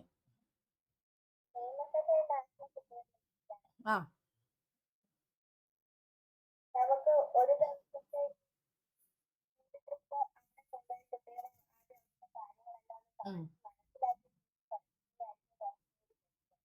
എന്നാലും കാണാൻ പറ്റോ? കേറ്റിവിടോ? എന്നാലും കേറ്റിവിടോ നിയമസഭയെ കുട്ടികൾക്ക് ഫീൽഡ്? ഇല്ല. അതിന്റെ പീരീഡ് ഒന്ന് കണ്ടുപിടിക്കണേ ടീച്ചറെ, അമൃത ടീച്ചറെ. പൊതുജനങ്ങൾക്ക് സന്ദർശിക്കാം.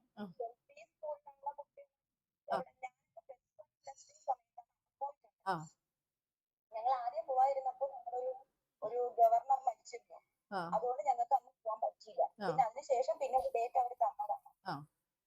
അപ്പൊ അത് ഞാൻ ഹൈസ്കൂളിൽ വർക്ക് ചെയ്തോണ്ടിരുന്നപ്പോഴും പോയായിരുന്നു.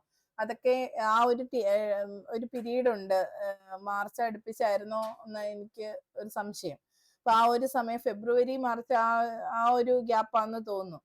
അപ്പൊ ആ ഒരു സമയത്ത് നമുക്ക് എന്ത് ചെയ്യാം, പൊതുജനങ്ങൾക്ക് സന്ദർശിക്കാനുള്ള അവസരമുണ്ട് നിയമസഭയിൽ പോകാൻ. അതിന് ഈ ടിക്കറ്റ് ഒക്കെ എടുത്ത് മുൻകൂട്ടി അനുവാദമൊക്കെ വാങ്ങി അങ്ങനെയൊക്കെ തന്നെയാണ് പോകേണ്ടത്. സുരക്ഷയൊക്കെ ഉണ്ട്, അതൊക്കെ അനുസരിച്ച് വേണം നമ്മൾ ചെയ്യാനായിട്ട്. അവിടെ ചെന്ന് കഴിഞ്ഞാൽ നിയമസഭയിലെ എല്ലാ പ്രവർത്തനങ്ങളും നേരിട്ട് കണ്ട് മനസ്സിലാക്കി അതിന്റെ സ്ട്രക്ചർ എങ്ങനെയാണ് ഇതെല്ലാം നമുക്ക് ഗൈഡ് പറഞ്ഞു തരും. നമുക്ക് കുട്ടികളിൽ ഇത്രയും വിവരങ്ങൾ നമുക്കൊരിക്കലും ക്ലാസ് റൂമിൽ കൊടുക്കാൻ കഴിയില്ല, നേരനുഭവത്തിന്റെ അത്രയും. അപ്പൊ തീർച്ചയായിട്ടും 3-4 ക്ലാസ്സിലേക്ക് കുട്ടികൾക്ക് ഇത് മനസ്സിലാക്കാനുള്ള ശേഷി ഒരുവിധം അവർക്ക് അവരുടെ നിലവാരം അനുസരിച്ചായിരിക്കും പറഞ്ഞു കൊടുക്കുക. അപ്പൊ അത്തരത്തിലൊന്ന് കൊണ്ടുപോകുന്നത് നല്ലത് തന്നെയാണ്. പിന്നെ ICT സാധ്യത നമുക്ക് പ്രയോജനപ്പെടുത്തിക്കൊണ്ട് പ്രത്യേകതകളൊക്കെ പറയാം. അപ്പോ ഭരണം എന്തിനാണ്, നമ്മുടെ നാടിന് ഒരു നിയമസഭയുടെ ആവശ്യം എന്താണ് എന്നൊരു ചോദ്യം വന്നാലോ? നിയമസഭ ഒരു സമൂഹത്തിനുള്ള ഒരു പ്രതിബദ്ധത വളർത്തിയെടുക്കാനൊക്കെ ഈ ഒരു ആശയത്തിന് നിയമങ്ങൾ നമുക്ക് പാലിക്കണം. നമുക്ക് നിയമങ്ങളുണ്ട്, നിയമങ്ങൾ കൃത്യമായിട്ട് പാലിക്കണം. ആ ഒരു രാജ്യത്തിന്റെ അല്ലെങ്കിൽ ആ ഒരു സംസ്ഥാനത്തിന്റെ എല്ലാ രീതിയിലുള്ള വികസനത്തിനും ഇത്തരത്തിലുള്ള ഒരു ഭരണക്രമം ഉണ്ടെന്ന് കുട്ടികളിൽ എത്തിക്കാനായിട്ട് സാധിക്കും. ഞാൻ ചോദിച്ചത് എന്തിനാണ് നിയമസഭ എന്നാണ്. കുട്ടിയെ നമ്മൾ എങ്ങനെ പറഞ്ഞു മനസ്സിലാക്കും എന്നുള്ളതാ. നമുക്ക് ക്ലാസ്സിൽ തന്നെ കുട്ടികൾക്ക് ചെറിയ ചെറിയ ചുമതലകൾ കൊടുക്കാൻ കഴിയും. ഇങ്ങനെ ചുമതലകൾ കൊടുത്തിട്ട് അതുപോലെ വിദ്യാഭ്യാസം ഇങ്ങനെ അവർക്ക് അറിയാവുന്ന തരത്തിലുള്ള കുറച്ച് കാര്യങ്ങൾ നമുക്ക് മുഖ്യമന്ത്രിയുടെ നമ്മുടെ പ്രിൻസിപ്പലിനെ നമുക്ക് സങ്കല്പിച്ചുകൊണ്ട്. അല്ല, ക്ലാസ് ലീഡറിനെ സങ്കല്പിച്ചൂടെ? ക്ലാസ് ലീഡറിനെ മുഖ്യമന്ത്രി സ്ഥാനം. അത്തരത്തില് ചെറിയ ചെറിയ ചുമതലകളെ കുറിച്ച് പറഞ്ഞു കൊടുത്തുകൊണ്ട് ഇത്തരത്തിലാണ് നമ്മുടെ പോയി കിടക്കും. അവർക്ക് ഓരോ ചുമതലകൾ ഉണ്ടെന്നൊക്കെ കുട്ടികളെ പറഞ്ഞ് മനസ്സിലാക്കിക്കാനായിട്ട് സാധിക്കും. ഓക്കെ.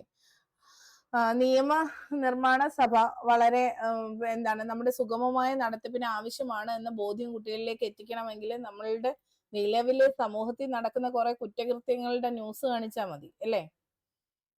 ആ ന്യൂസ് കാണിക്കുമ്പോൾ ഏതൊരാൾക്ക് എന്ത് വേണമെങ്കിലും ചെയ്യാൻ കഴിയുമായിരുന്നു. എന്ത് നിയമ നിർമ്മാണ സമിതി ഇല്ല അല്ലെങ്കിൽ നിയമമില്ലെങ്കിൽ അപ്പൊ ഇതൊക്കെ പ്രത്യേകിച്ച് പിന്നെ ഓരോ സംസ്ഥാനത്തിനും എന്തിനാണ് നിയമസഭകൾ എന്ന് ചോദിച്ചാൽ ആ സംസ്ഥാനവുമായി ബന്ധപ്പെട്ട കാര്യങ്ങൾ തീരുമാനിക്കാനാണ് അല്ലെ.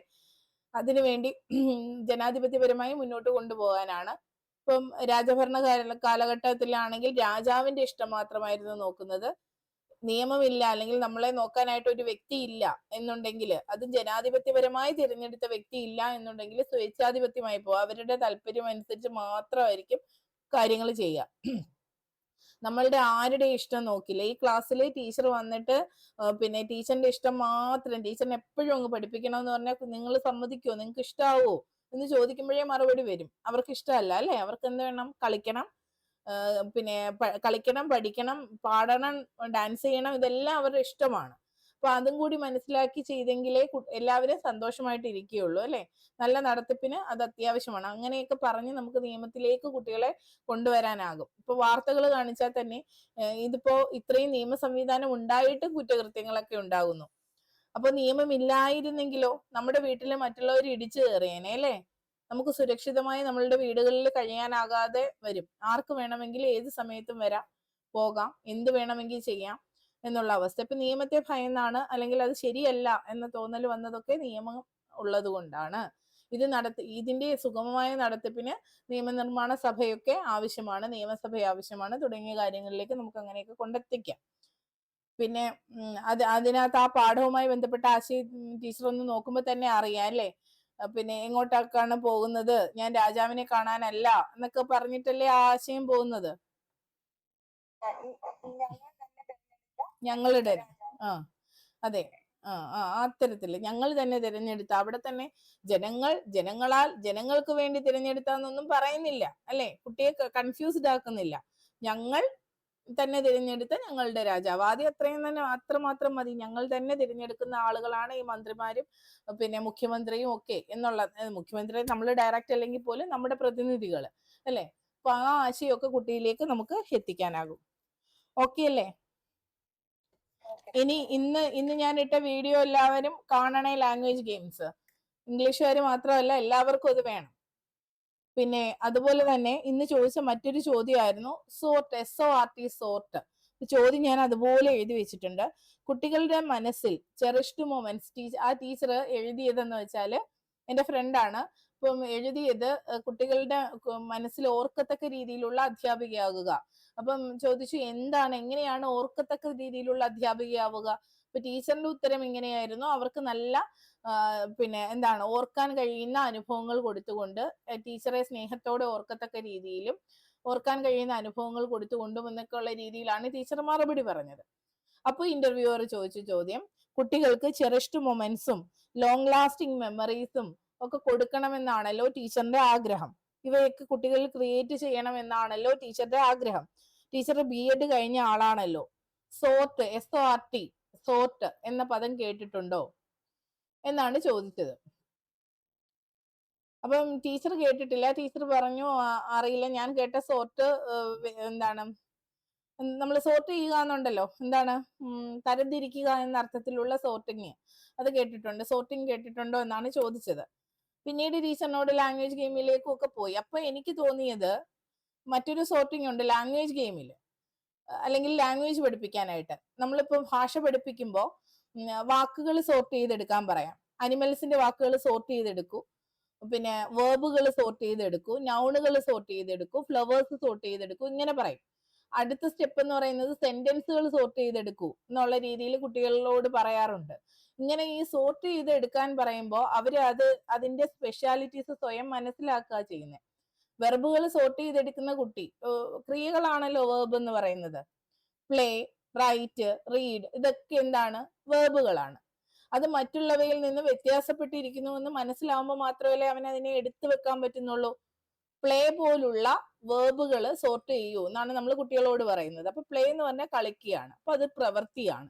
അപ്പൊ പ്രവൃത്തിയെ സൂചിപ്പിക്കുന്ന വാക്കുകളെയാണ് ടീച്ചർ സോർട്ട് ചെയ്യാൻ പറഞ്ഞത് എന്ന് പറഞ്ഞ് കുട്ടി എന്ത് ചെയ്യുന്നു, അത് മനസ്സിലാക്കി കുട്ടി സോർട്ട് ചെയ്തതിന് ശേഷം നമ്മൾ എന്ത് പറയുന്നു, ഇവയാണ് വേർബുകൾ. കുട്ടി മറക്കുവോ? ആദ്യം വെർബുകളെ സോർട്ട് ചെയ്യൂ എന്നല്ല പറഞ്ഞത്, വെർബ് ക്രിയയാണെന്നും അല്ല പറഞ്ഞത്.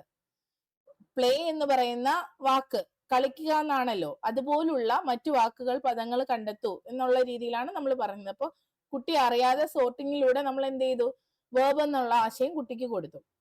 ഇതുപോലെ ഭാഷയിൽ മാത്രമല്ല പല കാര്യങ്ങളിലും നമ്മളിത് ഇൻഡയറക്ട്ലി ഉപയോഗിക്കുന്നുണ്ട്, പല വിഷയങ്ങളിലും.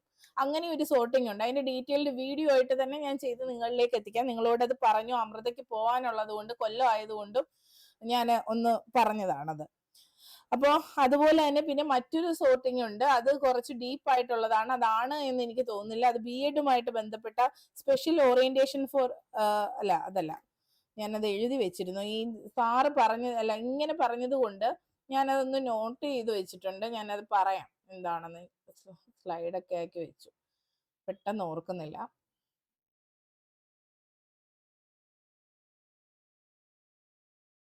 ഇത് പിന്നെ അധ്യാപകരോട് ചോദിക്കുമ്പോൾ, DLEd അല്ലെങ്കിൽ TTC റിലേറ്റഡ് അധ്യാപകരോട് ചോദിക്കുമ്പോൾ അവർക്കും പെട്ടെന്ന് കിട്ടുന്നില്ല. ഓരോ ഇന്റർവ്യൂവറിന്റെയും ആസ്പെക്ട് വ്യത്യാസമാണ്, അതനുസരിച്ചായിരിക്കും. പക്ഷെ ഇത് കേൾക്കാതെ പോകുമ്പോൾ നമ്മളൊന്ന് ഞെട്ടും അല്ലേ, സോർട്ട് ഞാൻ കേട്ടിട്ട് പോലുമില്ല എന്ന് ചിന്തിക്കും.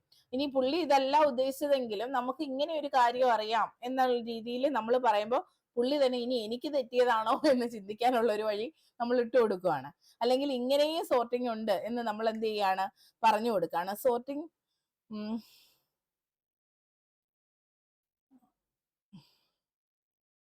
ഓക്കെ. ആ പറഞ്ഞോ ടീച്ചർ.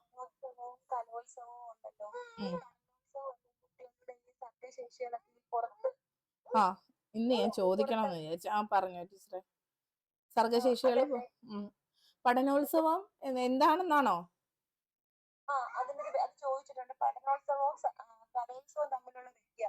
അയ്യോ, ആനയും ആടും തമ്മിലുള്ള വ്യത്യാസമുണ്ട്. അതായത് നമ്മൾ സ്കൂളുകളിൽ വാർഷികത്തിനോടൊപ്പം പഠനോത്സവം നടത്തരുത് എന്ന് എടുത്ത് നിർദ്ദേശവും കൊടുത്തിട്ടുണ്ട്. അപ്പം ഇവ തമ്മിൽ തീർത്തും വ്യത്യസ്തമാണ് എന്നാണ് അർത്ഥം. ഇനി എന്താണ് പഠനോത്സവം? പേരിൽ തന്നെയുണ്ട്, പഠനവുമായി ബന്ധപ്പെട്ട പഠനത്തെ ഒരു ഉത്സവമാക്കി മാറ്റുകയാണ്. നമ്മുടെ ക്ലാസ് റൂമിൽ ഉണ്ടായിട്ടുള്ള നല്ല സ്കിറ്റുകള്, ക്ലാസ് റൂമിൽ കുട്ടികൾ എഴുതിയിട്ടുള്ള കവിതകള്, കഥകള്, ദൃശ്യാവിഷ്കാരങ്ങൾ, നമ്മൾ പഠിച്ച കഥയുടെ ദൃശ്യാവിഷ്കാരം, നാടകീകരണം, ഇതൊക്കെയാണ് പഠനോത്സവത്തിൽ അവതരിപ്പിക്കുന്നത്. ഇംഗ്ലീഷ് പോമൊക്കെ കുട്ടികൾക്ക് പഠിക്കാനുള്ള പോമൊക്കെ അതുപോലെ കുട്ടികൾ നന്നായി റെസിറ്റ് ചെയ്യുന്നത്, സ്റ്റോറി ടെല്ലിംഗ് നടത്തുന്നത്, അതെല്ലാം പഠനവുമായി ബന്ധപ്പെട്ട ആ അധ്യയന വർഷത്തിന്റെ അവസാന സമയത്താണ് നമ്മൾ അത് ചെയ്യുക.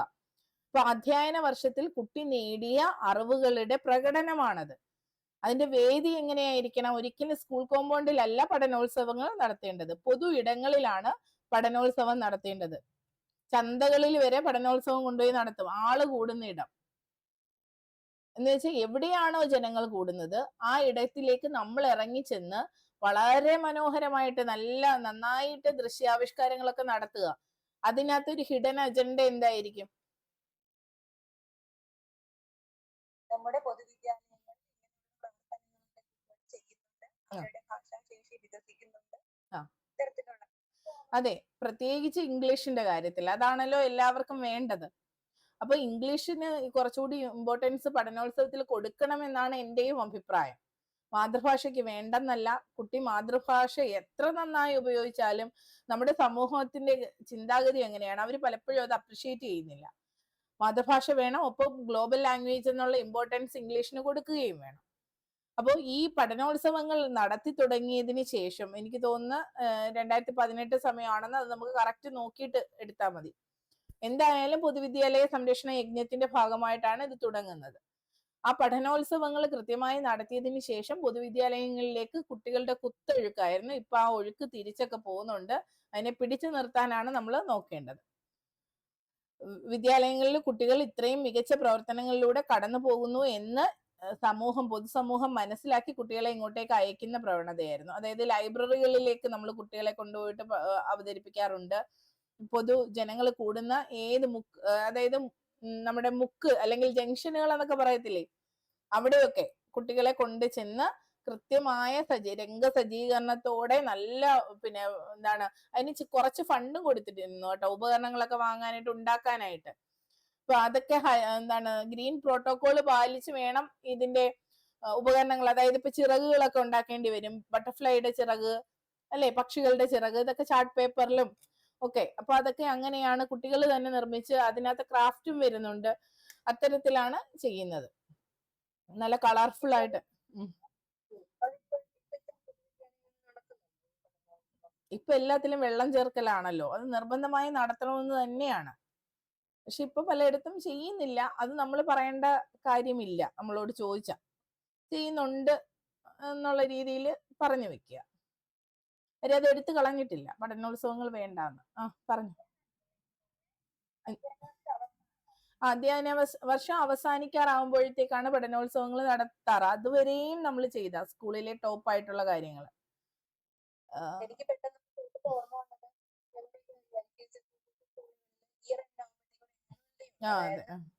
കുട്ടികളുടെ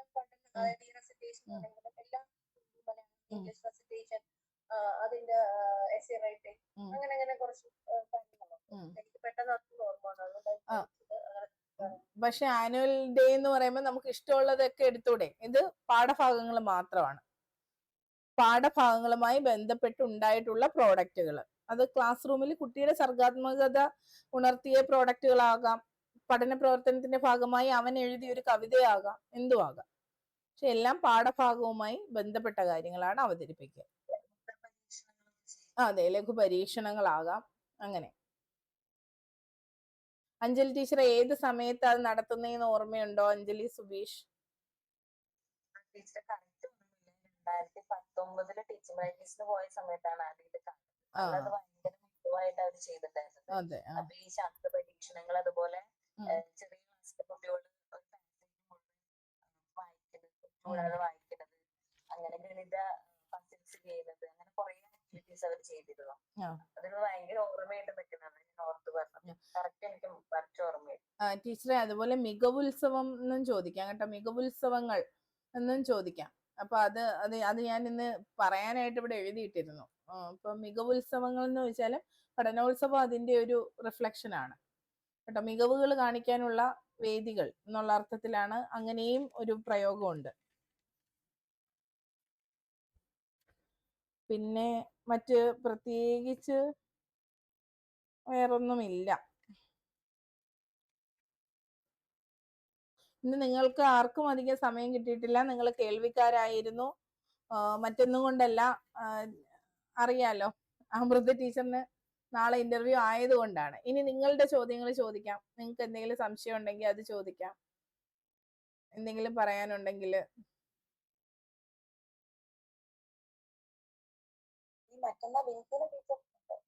അതെ, ടീച്ചർ ഇന്ന് കറങ്ങാൻ പോയേക്കോ, മറ്റന്നാ പോകാനുള്ള സാധനങ്ങൾ മേടിക്കും.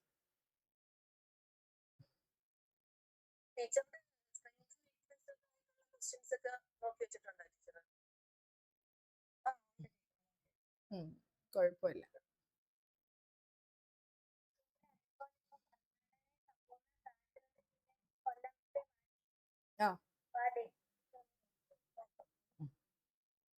അതൊക്കെ നോക്കി വെച്ചിരിക്കുക. പിന്നെ പൊളിറ്റിക്കലി ഒക്കെ ഉള്ള കാര്യങ്ങൾ ഇത്രയൊക്കെ ഉള്ളൂടാ. പിന്നെ അറിയാത്ത കാര്യങ്ങൾ അറിയില്ല എന്ന് പറയുക. ഞാൻ കഴിഞ്ഞ ദിവസം ഇട്ട വോയിസ് പലരും ഞാൻ ഓൺ ടൈം ആയിട്ട് ഇട്ടു. അത് ചിലർ കേട്ടില്ല എന്ന് പറഞ്ഞു. ആശയം ഇത്രയേ ഉള്ളൂ. നമ്മള് പിന്നെ എന്താണ് പാനൽ മെമ്പേഴ്സുമായിട്ട് എവിടേക്കോ ഉള്ള, അല്ലെങ്കിൽ ഏതൊക്കെയോ വർഷമുള്ള എന്നൊക്കെ പറയാനേ നമുക്ക് പറ്റൂ. അപ്പൊ ആരോ ആവട്ടെ, അപ്പം ഇങ്ങനെയുള്ളവരുടെ അനുഭവത്തിൽ നിന്ന് പറഞ്ഞത് ഇത്ര മാത്രമേ ഉള്ളൂ. എല്ലായിടത്തും നമ്മളിപ്പോ നോക്കിയാൽ അങ്ങനെ ക്ലാസ് എടുപ്പിച്ചിട്ടില്ല.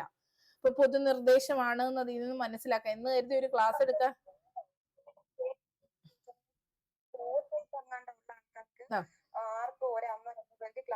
തിരുവനന്തപുരത്ത് 1-2 പേര് പറഞ്ഞായിരുന്ന, അവിടെ ഇവിടെയും പൊട്ടിയും തെറിച്ചുണ്ട്. അപ്പം പൊതു ഒരു നിർദ്ദേശം, അല്ലെങ്കിൽ അവർക്ക് കിട്ടിയിരിക്കുന്ന ഒരു ആശയം ഇത്രയും നേരം കൊണ്ട് നമുക്ക് ഒരാളെ പൂർണ്ണമായി അളക്കാനാകില്ല. പിന്നെ അളക്കുക എന്ന് പറയുന്നത് നമ്മുടെ ആറ്റിറ്റ്യൂഡാണ്, നമ്മുടെ ശബ്ദമാണ്. അതുകൊണ്ടാണ് ഞാൻ ഈ സൗണ്ടിന് ഇത്രയും ഇമ്പോർട്ടൻസ് കൊടുക്കുന്നത്. ചെന്ന് വളരെ നെർവസ് ആയിട്ട് ടെൻഷൻ അടിച്ചിട്ട് പിന്നെ പഴങ്ങഞ്ഞു കുടിക്കാതെ ചെന്നൊരു ഇഫക്റ്റ് കൊടുക്കുക എന്ന് പറഞ്ഞാല്, നമ്മൾ ചെല്ലുമ്പോഴേ അവരുടെ കണ്ണിങ്ങനെ തിളങ്ങണം.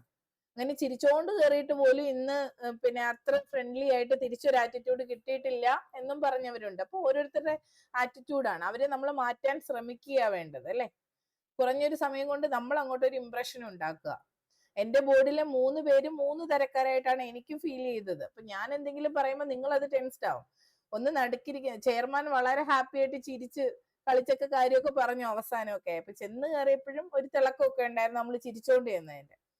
ബാക്കി രണ്ടുപേര് പിന്നെ കുറച്ചൊന്ന് ഇങ്ങനെ ഗൗരവത്തിൽ ഇരിക്കുകയാണ്. പിന്നെ ചിരിക്കുന്നുണ്ട്, ഒന്ന് ജസ്റ്റ് ഒന്ന് ഇതാക്കി നമ്മളോട് കാര്യം പറഞ്ഞു. പിന്നെ ഒരാള് ഞാൻ പറഞ്ഞല്ലോ ലേഡി ഉണ്ടായിരുന്നു എന്ന് പറഞ്ഞു. ആ മാഡം ആദ്യം ഗൗരവത്തിലായിരുന്നു, പിന്നെ നമ്മുടെ ആറ്റിറ്റ്യൂഡ് വെച്ചിട്ട് അവസാനം ഒന്ന് അയഞ്ഞ് ആ സാരമില്ല ഓക്കെ എന്നൊക്കെ പറഞ്ഞു. അപ്പൊ നമ്മുടെ ആറ്റിറ്റ്യൂഡ് കൊണ്ട് നമുക്ക് മാറ്റിയെടുക്കാൻ പറ്റും. അറിയാത്ത കാര്യത്തിന് ഒരു ക്ഷമ പറയുന്നത് നല്ലതാണ്. ക്ഷമിക്കണം എനിക്ക് ഓർമ്മ വരുന്നില്ല എന്ന് പറയുന്നത് ഒരു മര്യാദയാണ്. പിന്നെ എനിക്ക് ഓർക്കാൻ കഴിയുന്നില്ല, അല്ലെങ്കിൽ ഞാൻ കേട്ടിട്ടുണ്ട്. സത്യസന്ധമായിട്ടേ പറയാവൂ. നമ്മളുടെ കണ്ണുകൾ നമുക്ക് അറിയുമ്പോൾ നമ്മുടെ കണ്ണിന്റെ ദിശയും, അറിയാത്തൊരു കാര്യം കള്ളം പറയുമ്പോൾ നമ്മുടെ കൃഷ്ണമണിയുടെ ദിശയും വ്യത്യാസമുണ്ട്. ഇതൊക്കെ അറിയുന്നവരാണ് ഈ മുന്നിൽ ഇരിക്കുന്നത്. ഹാൻഡ് റൈറ്റിംഗ് നന്നാക്കണമെന്ന് ഞാൻ പറയുന്നതിനും റീസൺ ഉണ്ട്. ഹാൻഡ് റൈറ്റിംഗ് കാണുമ്പോൾ പിന്നെ അറിയാൻ കഴിയും നിങ്ങൾ എത്ര ധൈര്യശാലിയാണ്, എത്ര കോൺഫിഡന്റ് ഉള്ള ആളാണ്, നിങ്ങളെ വിശ്വസിക്കാൻ കൊള്ളാവുന്ന ആളാണോ അല്ലയോ.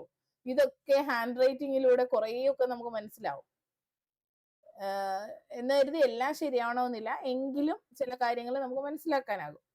അത് പ്രത്യേകിച്ച് ചില അധ്യാപകർ അത് കറക്റ്റ് കുട്ടികളുടെ ഹാൻഡ് റൈറ്റിംഗ് കണ്ട് പറയും. അതുപോലെ കോൺഫിഡൻസ് ഇല്ലായ്മ, ആത്മഹത്യാ പ്രവണതയുള്ളവര്, ഇതൊക്കെ ഹാൻഡ് റൈറ്റിംഗ് റീഡിങ്ങിലൂടെ കണ്ടുപിടിക്കുന്ന കാര്യങ്ങളുണ്ട്. ഞാൻ എൻ്റെ പേഴ്സണൽ അനുഭവം പറഞ്ഞാല് എനിക്ക് ഡിപ്രഷൻ വന്ന അല്ലെങ്കിൽ ഡിപ്രസ്ഡ് ആയിട്ടുള്ള സ്റ്റേജുകൾ എനിക്കും ഉണ്ടായിട്ടുണ്ട്. മനുഷ്യരല്ലേ, എല്ലാവർക്കും വരും. ആ സമയം എൻ്റെ ഹാൻഡ് റൈറ്റിംഗ് എന്ന് പറയുന്നത് ഒരുമാതിരി വെള്ളം ഒഴുകുന്ന കണക്ക്, എനിക്ക് പേന മുറുകെ പിടിക്കാൻ പറ്റത്തില്ല. വല്ലാത്ത ഹാൻഡ് റൈറ്റിംഗ് ആണ്. വായിച്ചെടുക്കുക അല്ലെങ്കിൽ അതിങ്ങനെ ഓരോ ലെറ്റേഴ്സും ഒന്ന് വെട്ടി ആണ് വരുന്നത്. കൃത്യമായി വരില്ല. എപ്പോഴും അങ്ങനെയാണ്. ടെൻസ്ഡ് ആകുമ്പോൾ കൈകൾ വിറയ്ക്കും. അങ്ങനെ ഒരു ബുദ്ധിമുട്ടുണ്ട്. അപ്പോൾ അത് പക്ഷെ അല്ലാത്തപ്പോൾ ഒരുവിധം നല്ല ഹാൻഡ് റൈറ്റിംഗ് ആയിട്ട് എഴുതാൻ പറ്റാറുണ്ട്. എൻ്റെ ടെൻഷൻസ് എൻ്റെ ലെറ്റേഴ്സിൽ നിന്ന് അറിയാൻ പറ്റും, അല്ലെ ഞാൻ എൻ്റെ മൂഡ് എന്താണ്. അപ്പൊ അതുപോലെയാണ് ഹാൻഡ് റൈറ്റിംഗ്. അതുകൊണ്ടാണ് ഞാൻ പറയുന്നത് ലെറ്റേഴ്സ് നല്ല ശ്രദ്ധിക്കണം, ഹാൻഡ് റൈറ്റിംഗ് നല്ല രീതിയിലാക്കണം. ഹാൻഡ് റൈറ്റിംഗ് മോശമാണെങ്കിൽ സമയം പാഴാക്കാതെ ഇരട്ടവര ബുക്കിനകത്ത് എഴുതിക്കും, സമയമുണ്ട്. പിന്നെ ഞാനൊക്കെ എനിക്കിഷ്ടമായിരുന്നു, അതുകൊണ്ട് ഞാൻ പിന്നെ ഇടയ്ക്കിടയ്ക്ക് ചെയ്യും, ഇപ്പോഴും ചെയ്യും. കഴ്സീവ് റൈറ്റിംഗ് എനിക്ക് ഇഷ്ടമായിരുന്നു, തനിയെ പഠിച്ചെടുത്തതാണ്. നമുക്കൊന്നും അങ്ങനെ ഇല്ലല്ലോ, കഴ്സീവ് ഒന്നും ഇല്ല. പക്ഷെ ഞാൻ എൻ്റെ സ്കൂളിൽ കുട്ടികളെ പഠിപ്പിക്കില്ല, കഴ്സീവ് ഒന്നും പഠിപ്പിക്കില്ല. അവർക്ക് താല്പര്യം ഉണ്ടെങ്കിൽ അവർ പഠിക്കണം. അങ്ങനെ നിർബന്ധിക്കുന്ന രക്ഷിതാക്കളോട് പറയാനുള്ളത് കഴ്സീവ് റൈറ്റിങ്ങിലുള്ള ഒരു ടെക്സ്റ്റ് ബുക്ക് കാണിച്ചതാന്നുള്ള കാര്യമാണ് എനിക്ക് പറയാനുള്ളത്. ഏതെങ്കിലും ടെക്സ്റ്റ് ബുക്ക് ഉണ്ടോ കഴ്സീവ് റൈറ്റിങ്ങിൽ?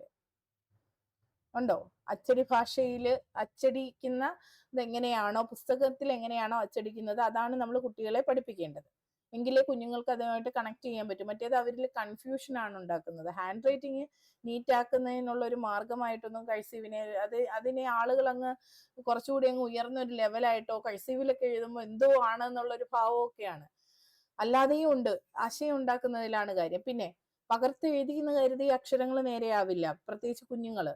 പകർത്ത് എഴുതുന്നതിലല്ല, അവരുടെ പേശി ചലനത്തിനുള്ള അവസരം കൊടുക്കുന്നതനുസരിച്ചാണ് ഹാൻഡ് റൈറ്റിംഗ് മികച്ചതാവുന്നത്. എൻ്റെ മോനൊന്നും അധികം എഴുതിയിട്ടില്ല പകർത്തിലൊന്നും, എങ്കിലും ഒരുവിധം നന്നായിട്ട് എഴുതാൻ പറ്റും. ഒറ്റ വര തന്നെ ഇൻട്രൊഡ്യൂസ് ചെയ്യുന്നതാണ് നല്ലത്. ഞാൻ നിങ്ങളുടെ കാര്യം പറയാൻ കാരണം, രണ്ട് വരയിൽ ഒപ്പിച്ച് എഴുതാൻ നിങ്ങൾക്ക് പറ്റും, അത് നിങ്ങൾക്കൊരു ബേർഡൻ അല്ല. പക്ഷെ കുഞ്ഞിനെ സംബന്ധിച്ച് ആ രണ്ട് വര അവൻ നേരിടുന്ന ഏറ്റവും വലിയ വെല്ലുവിളിയാണ്. നമ്മൾ പറയും കുഞ്ഞുങ്ങൾക്ക് പ്രശ്നമില്ല, അവരുടെ ഏറ്റവും വലിയ വെല്ലുവിളിയും സ്ട്രെസ്സുമാണ് ഈ ഇരട്ടവര ബുക്കും 4 ലൈൻ ബുക്കും. അതിനകത്ത് അങ്ങനെ എഴുതുക എന്നുള്ളതാണ് അവന്റെ ഏറ്റവും വലിയ പ്രയാസം. ജീവിതത്തിലെ ഏറ്റവും വലിയ പ്രശ്നമായിട്ട് അവൻ കാണുന്നത് അതിനെയൊക്കെയാണ്. എറൈസർ പോകുന്നത്, പെൻസിൽ പോകുന്നത്, ഇത് ഒടിയുന്നത്, കളിപ്പാട്ടം ചീത്തയാവുന്നത്, ഇതൊക്കെ അവന്റെ സ്ട്രെസ്സുകളാണ്.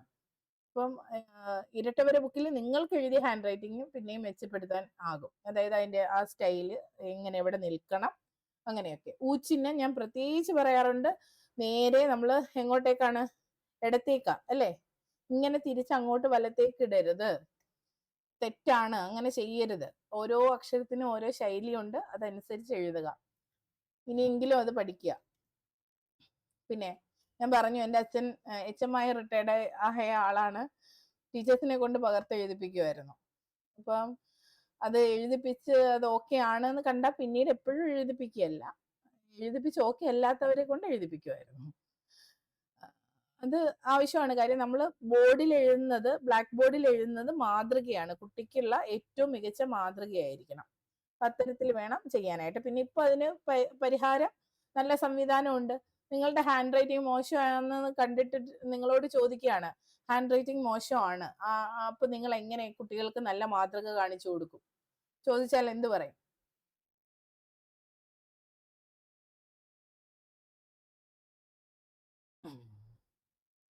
ജോളി ടീച്ചർ അവിടെ എഴുതി ഒട്ടിച്ചിട്ടുണ്ടോ? അങ്ങനെ നോക്കുന്നു. നിങ്ങളുടെ കൈയക്ഷരം മോശമാണ്, കുട്ടികൾക്ക് മാതൃക കൊടുക്കണമല്ലോ, അധ്യാപക ടീച്ചേഴ്സ് വേർഷൻ നമ്മൾ കാണിക്കണം. അപ്പം കുട്ടികളിലേക്ക് പഠന പ്രവർത്തനങ്ങൾ എങ്ങനെ എത്തിക്കാനാകും?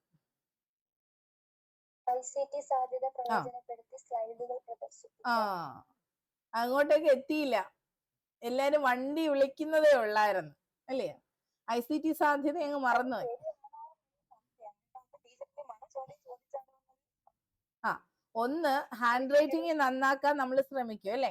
ആ ശ്രമിക്കുന്ന സമയം വരെ കൊച്ചിനൊന്നും കൊടുക്കാതിരിക്കാൻ പറ്റൂല. അപ്പൊ എന്റെ ഹാൻഡ് റൈറ്റിംഗ് മോശമാണ്, അത് തിരുത്താൻ ഞാൻ ശ്രമിക്കുന്നുണ്ട്, ഞാനത് ചെയ്യും എന്ന് പറയാം. ഒപ്പം അതുവരെ എന്ത് ചെയ്യും? ICT സാധ്യത പ്രയോജനപ്പെടുത്തും. അത് ഏറ്റവും നല്ല മാതൃകയല്ലേ, അച്ചടി മാതൃകയിൽ നമുക്ക് കാണിക്കാനാകും. ഇതൊക്കെ ഉള്ളൂ. ഇങ്ങനൊന്നും ചോദ്യം വരൂല, ഞാനാന്നേ ചോദിക്കും, അത്രേ ഉള്ളൂ.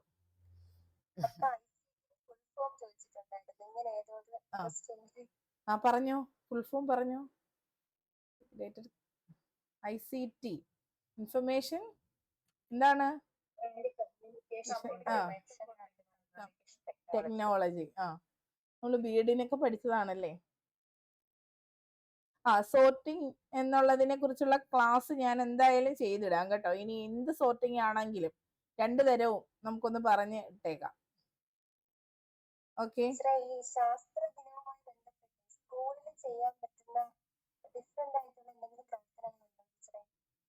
ശാസ്ത്ര ദിനവുമായി ബന്ധപ്പെട്ട് ഡിഫറെന്റ് എന്നൊന്നും പറയാൻ പറ്റൂല. എങ്കിലും ഒന്ന്, നമുക്ക് ശാസ്ത്രജ്ഞന്മാരുടെ വേഷപ്രച്ഛന്നരായിട്ട് വരുന്നു, അവരെ ഇന്റർവ്യൂ ചെയ്യാനുള്ള അവസരം. പിന്നെ AI സാധ്യത വെച്ചിട്ട് നമ്മൾ ഭാഷയുടെ കാര്യം പറഞ്ഞതുപോലെ തന്നെ പിന്നെ AI സാധ്യത വെച്ചിട്ട് ശാസ്ത്രജ്ഞരോട് സംവദിക്കുന്ന ഒരു രീതി, നമുക്ക് ഒരു അനുഭവം കൊടുക്കാം. പിന്നെ ഡോക്യുമെന്ററീസ് കാണിക്കാം, ശാസ്ത്ര പരീക്ഷണങ്ങൾ നടത്താം, ലഘു പരീക്ഷണങ്ങളുണ്ട്. അതിനു വേണ്ടിയിട്ട് BRC വേണമെങ്കിൽ അധ്യാപകരുടെ സഹായം തേടാം, ശാസ്ത്ര മേഖലയുമായി ബന്ധപ്പെട്ട് നിൽക്കുന്ന. പിന്നെ ശാസ്ത്ര മേഖലയിൽ പ്രാവീണ്യം നേടിയിട്ടുള്ള വ്യക്തികൾ ഉണ്ടെങ്കിൽ അവരെ കൊണ്ടുവന്ന് അവരുടെ ക്ലാസ്സുകളും അനുഭവങ്ങളും കുട്ടികൾക്ക് ഷെയർ ചെയ്യാനുള്ള അവസരം കൊടുക്കാം. പ്രത്യേകിച്ച് ഈ ISRO ഒക്കെ ആയിട്ട് ബന്ധപ്പെട്ട ആരെങ്കിലും നമ്മുടെ പ്രദേശത്തുണ്ടെങ്കിൽ അങ്ങനെയുള്ള ആളുകൾ. അപ്പോ പിന്നെ അങ്ങനെ വേറെന്താ നമുക്ക് ചെയ്യാനാകുക? ശാസ്ത്രം ചെയ്തു പഠിക്കാം. മോഡൽ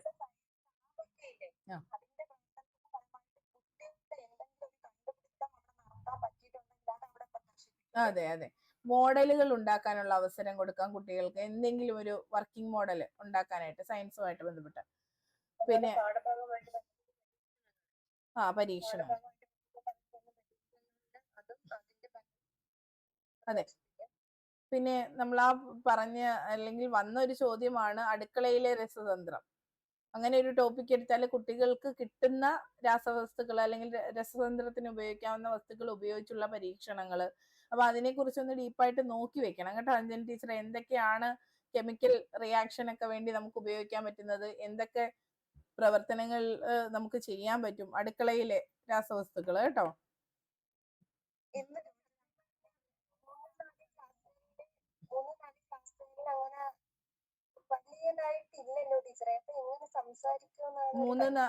മൂന്ന് 4 ക്ലാസ് ബേസ് അല്ല ടീച്ചറെ ഇപ്പൊ ചോദിച്ചിരിക്കുന്നത്. ചോദിച്ചിരിക്കുന്നത് നമ്മുടെ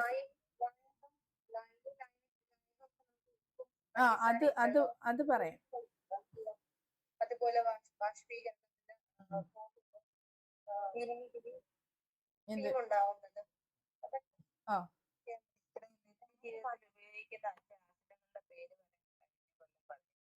നിത്യജീവിതത്തിൽ ഉപയോഗിക്കുന്ന 5 ആസിഡുകളുടെ പേര്, അതൊക്കെ ഒന്ന് നോക്കി വെച്ചാൽ മതി. അസറ്റിക്, ടാർട്ടാറിക്, അതൊക്കെ വരുമല്ലോ.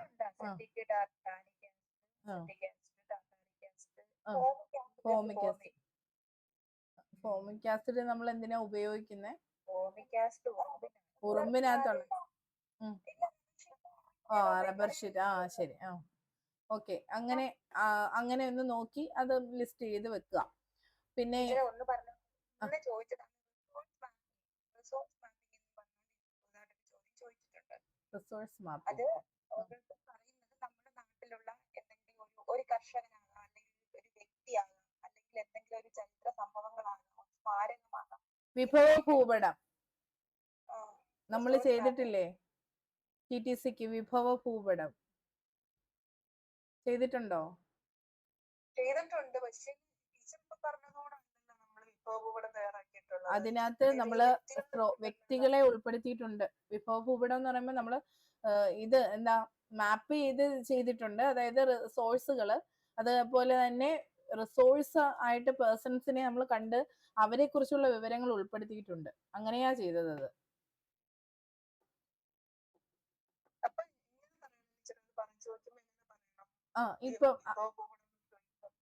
ഇപ്പൊ അമൃത ടീച്ചർ പറഞ്ഞതുപോലെ തന്നെ നമ്മളുടെ പ്രദേശത്തെ അല്ലെങ്കിൽ ഏത് പ്രദേശത്തെയാണോ തയ്യാറാക്കുന്നത്, ചിലപ്പോൾ സ്കൂളിന്റെ അടുത്തുള്ളതായിരിക്കാം, ആ തിരഞ്ഞെടുക്കുന്ന പ്രദേശത്തിലെ പ്രധാനപ്പെട്ട റിസോഴ്സുകൾ, അത് വ്യക്തികളാവാം, സ്ഥാപനങ്ങളാവാം, പിന്നെ അങ്ങനെയുള്ള അതായത് പൊതുവിടങ്ങളാവാം, സ്ഥാപനങ്ങളാവാം, വ്യക്തികളാകാം, ഇതിനെയൊക്കെ ഉൾപ്പെടുത്തിയിട്ട് ആണ് നമ്മൾ റിസോഴ്സ് ഭൂപടം തയ്യാറാക്കുക. അതിന് മാപ്പുണ്ട്, അതുപോലെ തന്നെ വിവരങ്ങളുണ്ട്. റിസോഴ്സുകളെ കുറിച്ച് നമ്മൾ ഡീപ്പായിട്ട് എഴുതുന്ന രേഖയുമുണ്ട് ഇതിനോടൊപ്പം. ഇതിലിങ്ങനെ ചോദിച്ചിട്ടില്ലേ, റിസോഴ്സ് മാപ്പിംഗിലൂടെ ഒരു കർഷകനെ അത്യധികം മാപ്പ് ചെയ്യുന്നു എങ്കിൽ പഠനവുമായി ആ കർഷകനെ ടീച്ചർ എന്ന നിലയിൽ നിങ്ങൾക്ക് എങ്ങനെ ബന്ധിപ്പിക്കാം? അതിപ്പോ റിസോഴ്സ് എന്താണെന്നോ മാപ്പിംഗ് എന്താണെന്നോ അറിയാതെ തന്നെ നമുക്ക് പറഞ്ഞൂടെ? കർഷകനെ എങ്ങനെ ബന്ധിപ്പിക്കാം എന്നുള്ളത് പറഞ്ഞാൽ മതി. കർഷകന്റെ കൃഷി എന്ന അന്യബന്ധമാണ്. അപ്പം അദ്ദേഹത്തെ ക്ലാസ്സിലേക്ക് കൊണ്ടുവന്ന് കൃഷി ചെയ്ത് നമ്മള് ജീവിക്കേണ്ടതിന്റെ ആവശ്യകത കുട്ടികൾക്ക് ഓതി പറഞ്ഞ് മനസ്സിലാക്കി കൊടുക്കാനുള്ള ബോധവൽക്കരണ ക്ലാസ് പോലെ നടപ്പാക്കണം ക്ലാസ്സിൽ. അതുപോലെ എന്ത് പ്രവർത്തനം പറയുമ്പോഴും നിങ്ങൾ ചെയ്തിട്ടുണ്ടെങ്കിൽ ഞാൻ ഇങ്ങനെ ചെയ്തിരുന്നു എന്ന് പറഞ്ഞ് തന്നെ പറയാൻ ശ്രമിക്കണം. എനിക്കിങ്ങനെ ഒരു അനുഭവം ഉണ്ടായിട്ടുണ്ട് എന്നുള്ളത് തന്നെ ചേർത്ത് പറയാനും കൂടി ശ്രമിക്കുക. അപ്പൊ ഈ കർഷകന്റെ കാര്യം പറയുമ്പോൾ നമുക്ക് ക്ലാസ് റൂമിനകത്തിരുന്ന് പരിസര പഠനം പഠിക്കുന്നതിനേക്കാൾ പുറത്തേക്ക് ഇറങ്ങി ചെയ്തു പഠിക്കാനുള്ളതാണ് പരിസര പഠനം എന്ന് നമുക്കറിയാം. അപ്പോൾ നമ്മുടെ സ്കൂളുകളിൽ അടുക്കളത്തോട്ട നിർമ്മാണം ഉണ്ടാകും, ജൈവവൈവിധ്യ ഉദ്യാനത്തിന്റെ നവീകരണം അല്ലെങ്കിൽ അതിനെ കൂട്ടിച്ചേർക്കലുകളൊക്കെ നടത്തേണ്ടി വരും. ഇങ്ങനെയൊക്കെയുള്ള സാഹചര്യങ്ങളിൽ കൃഷിയുമായി ഇടപഴകി നിൽക്കുന്നവർക്ക് മണ്ണറിഞ്ഞ് കൃഷി ചെയ്യാനുള്ള കഴിവുണ്ട്. അപ്പൊ ആ പ്രദേശത്തിന്റെ വിഭവശേഷി എന്താണ്, ഏത് തരത്തിലുള്ള കൃഷികളാണ് അവിടെ അനുയോജ്യമെന്ന് കർഷകന് നന്നായി അറിയാൻ കഴിയും. അപ്പൊ അദ്ദേഹത്തിന്റെ അനുഭവം നമുക്ക് അവിടെ പ്രയോജനപ്പെടുത്താം. കുട്ടികൾക്ക് കർഷകനുമായി സംവദിക്കാനുള്ള അവസരം കൊടുക്കുമ്പോൾ കൃഷിയോടുള്ള കുട്ടിയുടെ മനോഭാവം എന്താണ് പോസിറ്റീവായിട്ട് മാറുന്നു അല്ലെ? കൃഷിയോടൊരു താല്പര്യം കുട്ടിക്ക് ഉണ്ടാവുന്നു. ഏതൊരു വ്യക്തിയും, നമ്മുടെ സമൂഹത്തിലെ ഏതൊരു വ്യക്തിയിൽ നിന്നും നേടുന്ന അറിവ് ചെറുതല്ല. നമ്മൾക്കറിയാത്ത കാര്യങ്ങൾ നമ്മുടെ നാനാതുറയിലുള്ള ആളുകൾക്ക് അറിയാം നമ്മുടെ സമൂഹത്തിൽ എന്ന ആശയം കൂടി, എന്ന മൂല്യം കൂടി കുട്ടിക്ക് അവിടെ കിട്ടുന്നു. പിന്നെ ആ കർഷകന് നിലം അല്ലെങ്കിൽ കൃഷിയിടമുള്ള വ്യക്തിയായിരിക്കും കർഷകൻ. അപ്പൊ അദ്ദേഹത്തിന്റെ കൃഷിയിടത്തിലേക്ക് കുട്ടികളെ കൊണ്ടുപോകാനുള്ള അനുവാദം കൂടി വാങ്ങി കുട്ടികളെ കൊണ്ടുപോയാൽ നേരനുഭവം ഉണ്ടാവും.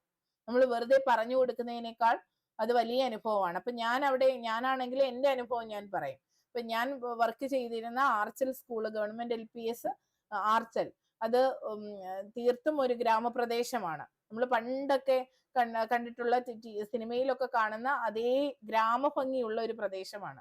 വയലേലകൾക്കിടയിലൂടെയുള്ള വഴികളിലൂടെയാണ് പോകുന്നത്. പക്ഷെ എന്നിട്ട് കൂടി അവിടുത്തെ കുട്ടികൾ പാടത്തേക്ക് ഇറങ്ങിയിട്ടില്ല. ചേറിൽ ഇറങ്ങിയ അനുഭവം കുട്ടികൾക്ക് ഉണ്ടായിട്ടില്ല. കുട്ടികളെയും കൊണ്ട് നെൽവയൽ കൊയ്യുന്ന സമയത്ത് നെൽപ്പാടത്തിലേക്ക് പോയിരുന്നു. അപ്പൊ കൊയ്യുന്ന സമയത്ത് പോകാനേ കഴിഞ്ഞിരുന്നുള്ളൂ. അപ്പൊ അതുകൊണ്ട് ആ ഒരു സമയത്ത് പോയിരുന്നു.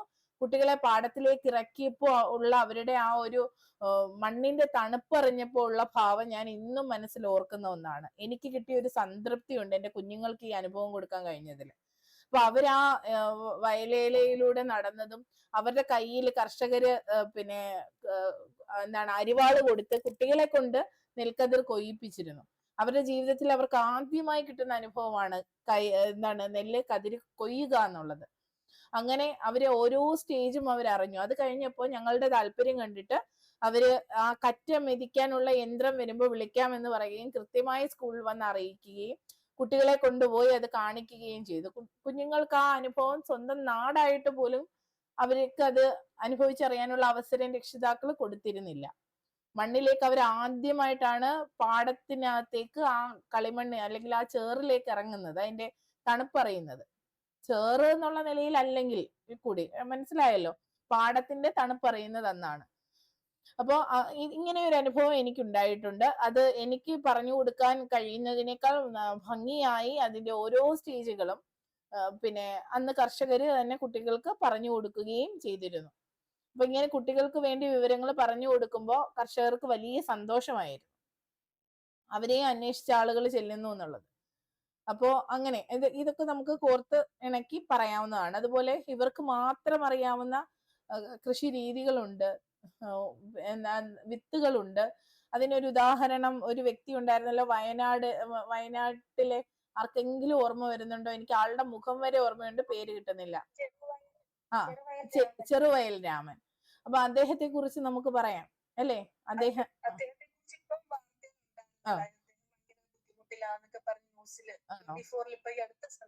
ആണോ? ഞാൻ കണ്ടില്ലേ ടീച്ചറെ. അതെ അതെ അതെ. കാർഷിക സർവകലാശാലയില് ഒരു മാസത്തേക്ക് എന്തോ പ്രൊഫസർ സ്ഥാനം നൽകി, അങ്ങനെ ബുദ്ധിമുട്ടിലായതുകൊണ്ട് പ്രൊഫസർ സ്ഥാനം നൽകി. അങ്ങനെയൊക്കെ ഉള്ളവർക്കാണ് കൊടുക്കേണ്ടത്. കാര്യം മണ്ണിനെ അറിയുന്നവർ അവരേ ഉള്ളൂ. അദ്ദേഹമൊക്കെയാണ് എത്രയോ ഇനം വിത്തുകളെയൊക്കെ സംരക്ഷിച്ചു നിർത്തുന്നത്, നശിച്ചു പോയ വിത്തുകൾ. അങ്ങനെ പലരും ഉണ്ട്, പല ആദിവാസി മേഖലയിലാണ് കൂടുതൽ. അങ്ങനെയുള്ള ഒരുപാട് പേരുണ്ട്. ഇത്തരം ആളുകളുടെയൊക്കെ അനുഭവങ്ങൾ നമ്മുടെ കുഞ്ഞുങ്ങൾക്ക് പ്രയോജനപ്പെടും. അപ്പൊ അതൊക്കെ നമുക്ക് പറഞ്ഞ് കണക്ട് ചെയ്ത് പറയാനാകും കേട്ടോ. പിന്നെ വേറെന്തെങ്കിലും? ഇങ്ങനെ ഈ ഒരു പ്ലാറ്റ്ഫോമിന്റെ ഗുണമാണത്. ഒരു കാര്യം ഇപ്പൊ എല്ലാം ഒരാൾക്ക് അറിയണമെന്നില്ല, അറിയാനും പറ്റില്ല. അറിയാത്ത കാര്യങ്ങളെ ഒരാൾക്ക് എനിക്കറിയില്ലെങ്കിൽ നിങ്ങളിൽ ആർക്കെങ്കിലും അറിയാം. മനസ്സിലാവുന്നോ? ആ ഒരു കണക്ഷൻ കിട്ടുമ്പോൾ നമുക്കത് ആഡ് ചെയ്യാനും പറ്റുന്നുണ്ട്. വീട്ടിലിരുന്നാൽ ഇത് നടക്കുമായിരുന്നോ? അത് ആലോചിക്കണം എപ്പോഴും. ഒരു ഗ്രൂപ്പിന്റെ ഒരു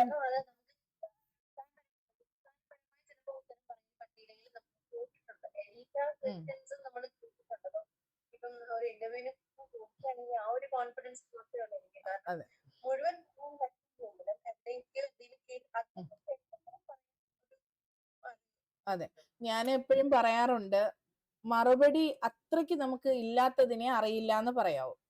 മറുപടി ഇല്ലാത്ത, അതായത് ഇതുപോലൊരു ടെക്നിക്കൽ ടേം നമ്മളോട് പെട്ടെന്ന് ആ ഒരു ടേം ആയിട്ടൊക്കെ ചോദിക്കുമ്പോൾ ചിലപ്പോൾ നമുക്കത് കിട്ടില്ല. അങ്ങനെ ഇപ്പൊ സോർട്ടിന്റെ കാര്യം തന്നെ അങ്ങനെ ചോദിക്കുമ്പോൾ നമുക്ക് ഒന്നുകൂടി, സാർ ഞാനത് കേട്ടിട്ടില്ല, എന്താണെന്ന് പറയുകയാണെങ്കിൽ ഓർമ്മ വരുമോ എന്ന് നോക്കാമായിരുന്നു എന്ന് പറയുമ്പോൾ ചിലപ്പോൾ അത് വിട്ടേക്ക്, കുഴപ്പമില്ല എന്ന് പറയും. അല്ലെങ്കിൽ അവരത് ഒന്നുകൂടി എക്സ്പ്ലെയിൻ ചെയ്ത് തരും, ഇന്നതാണ് എന്ന് ഒന്നുകൂടി ഒന്ന് പറയാൻ നമുക്ക് അവസരം തരും. ഇപ്പൊ പോയാലൊരു വാക്ക് കിട്ടിയാലൊരാന എന്നുള്ള രീതിയായിരിക്കണം നമുക്ക് ഒന്നുകൂടി ചോദിക്കാം. അവര് നമ്മളെ പിടിച്ചു തിന്നാനൊന്നും അല്ല ഇരിക്കുന്നത്. അതുപോലെ അറിയാത്ത ഒരു കാര്യത്തെ നമ്മൾ കണക്ട് ചെയ്ത് അവിടേക്ക് എത്തിക്കുക. ഇപ്പൊ ഞാൻ പറഞ്ഞല്ലോ എന്റെ അനുഭവം, സോളിലൊക്കി എന്താണെന്നാണ് ചോദിച്ചത്. അതിന് എക്സാമ്പിൾ പറയാമോ? അതോ വരികളൊന്നും നമുക്ക് ഓർമ്മയും ഇല്ല, ഇതുമായി ബന്ധവുമില്ല. അപ്പോഴത്തേക്ക് എന്ത് ചെയ്തു, അതിനെ കവിതയിലൂടെ എന്താണ് എന്ന് ആശയം എനിക്ക് അറിയാം എന്നുള്ളതെങ്കിലും ഞാൻ അവിടെ എക്സ്പ്രസ് ചെയ്തു. ശരിയായ രീതിയാണോ അല്ലയോ എന്നുള്ളതല്ല, നമുക്ക് അറിയാവുന്ന ഒരു കാര്യത്തെ കണക്ട് ചെയ്ത്, അപ്പൊ അവർക്ക് മനസ്സിലാവും എന്താ, നമുക്ക് ഒരു പൊടി കിട്ടിക്കഴിഞ്ഞാൽ നമ്മളങ്ങ് കേറിക്കോളും, നമുക്ക് എന്തെങ്കിലും ഒരു ആശയം നമ്മളിൽ ഉണ്ട് എന്നത് മനസ്സിലാവും അവിടെ. അങ്ങനെയൊക്കെയുള്ള രീതിയിൽ കണക്ട് ചെയ്തൊന്ന് എത്തിക്കാനായിട്ട് ശ്രമിക്കണം. കേട്ടിട്ടുള്ള കാര്യങ്ങൾ ഇതിനെക്കുറിച്ച് അറിയില്ല, ഇപ്പൊ ഒരു കാര്യം നമ്മളോട് ചോദിച്ചു, അത് നമുക്കറിയില്ല, അതിനെക്കുറിച്ച് അറിയില്ല, പക്ഷെ ഞാൻ ഇങ്ങനെയൊന്ന് കേട്ടിട്ടുണ്ട് സാർ, ഈ ചോദ്യം ചോദിക്കുമ്പോൾ ഇതുപോലെ തന്നെയല്ലേ എന്ന് എനിക്ക് തോന്നി എന്ന ആ ഒരു തരത്തിലൊക്കെ വളരെ ഫ്രണ്ട്ലി ആയിട്ട് നിങ്ങൾ അങ്ങ് സംസാരിച്ചാൽ മതി. നമ്മൾ ഇനി അവരെ കാണുന്നില്ല എന്ന് ഓർത്താൽ മതി. ഓക്കെ അല്ലേ? ഫാത്തിമ ടീച്ചർ ഉണ്ടോ? കാണുന്നില്ല, ഇല്ല.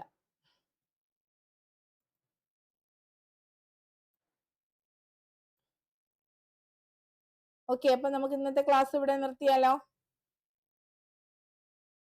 Okay, Amrita all the best, മിടുക്കിയായിട്ട് പോയിട്ട് വാ. ഞങ്ങളിവിടെ നോക്കിയിരിപ്പുണ്ട് കേട്ടോ. അങ്ങോട്ട് പോകുമ്പോഴും ഞങ്ങൾ കൂടെയുണ്ട്. ധൈര്യമായിട്ട് പോയിട്ട് വാ. നമ്മളുടെ സ്വപ്നത്തിലേക്ക് നമ്മൾ അടുത്ത് കഴിഞ്ഞു എന്ന് ഓർക്കുക കേട്ടോ. ഓക്കെ. ശരി. എനിക്കൊന്നും പറയാൻ പോയിട്ട് വരട്ടെ. അതെ, അത്രേ ഉള്ളൂ. പോയിട്ട് വാ.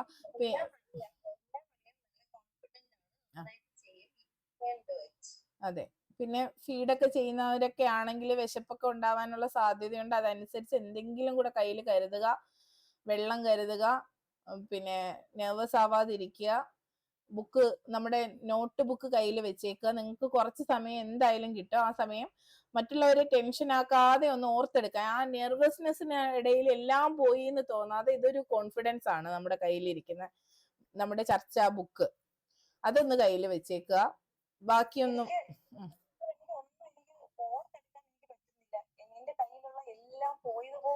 അതങ്ങനെയാണ്. ആ ടൈമിൽ എല്ലാവർക്കും, എനിക്കും അങ്ങനെയായിരുന്നു, എല്ലാവരും അങ്ങനെയാണ്. അതുകൊണ്ടാണ് ഞാൻ പറഞ്ഞത് ബുക്ക് കയ്യിൽ വെക്കുക. ആ സമയത്ത് ജസ്റ്റ് ആ പേപ്പേഴ്സ് ഒന്ന് മറിക്കുമ്പോ തന്നെ നമ്മളുടെ മൈൻഡിൽ വന്നോളും. ധൈര്യമായിട്ട് പോകും കേട്ടോ.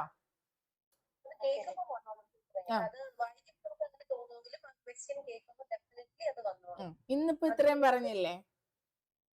ഇന്ന് ഏത് ചോദ്യത്തിന് ഉത്തരം പറയാത്ത? എല്ലാം പറഞ്ഞു, എല്ലാം നന്നായി പറഞ്ഞു. നമ്മളെ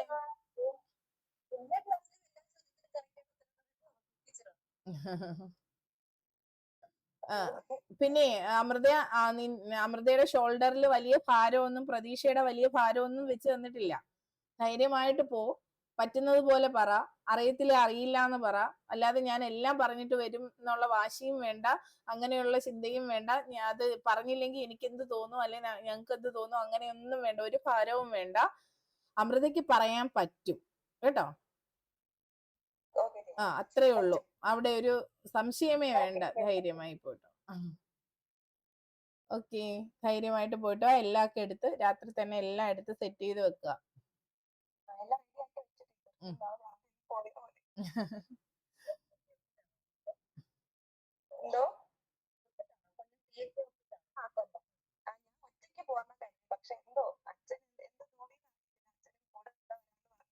അതാ നല്ലത് ടീച്ചർ, ഒറ്റയ്ക്ക് പോകണ്ട. എനിക്ക് 10 മണിക്കാണ് റിപ്പോർട്ടിംഗ് ടൈം. പക്ഷെ 12 മണിക്കാണ്. എന്നാലും 9:30 ഒക്കെ ആകുമ്പോ എത്തണം. ഞാൻ വെരിഫിക്കേഷന് പോയ സമയത്ത് 7:15 ഫുഡ്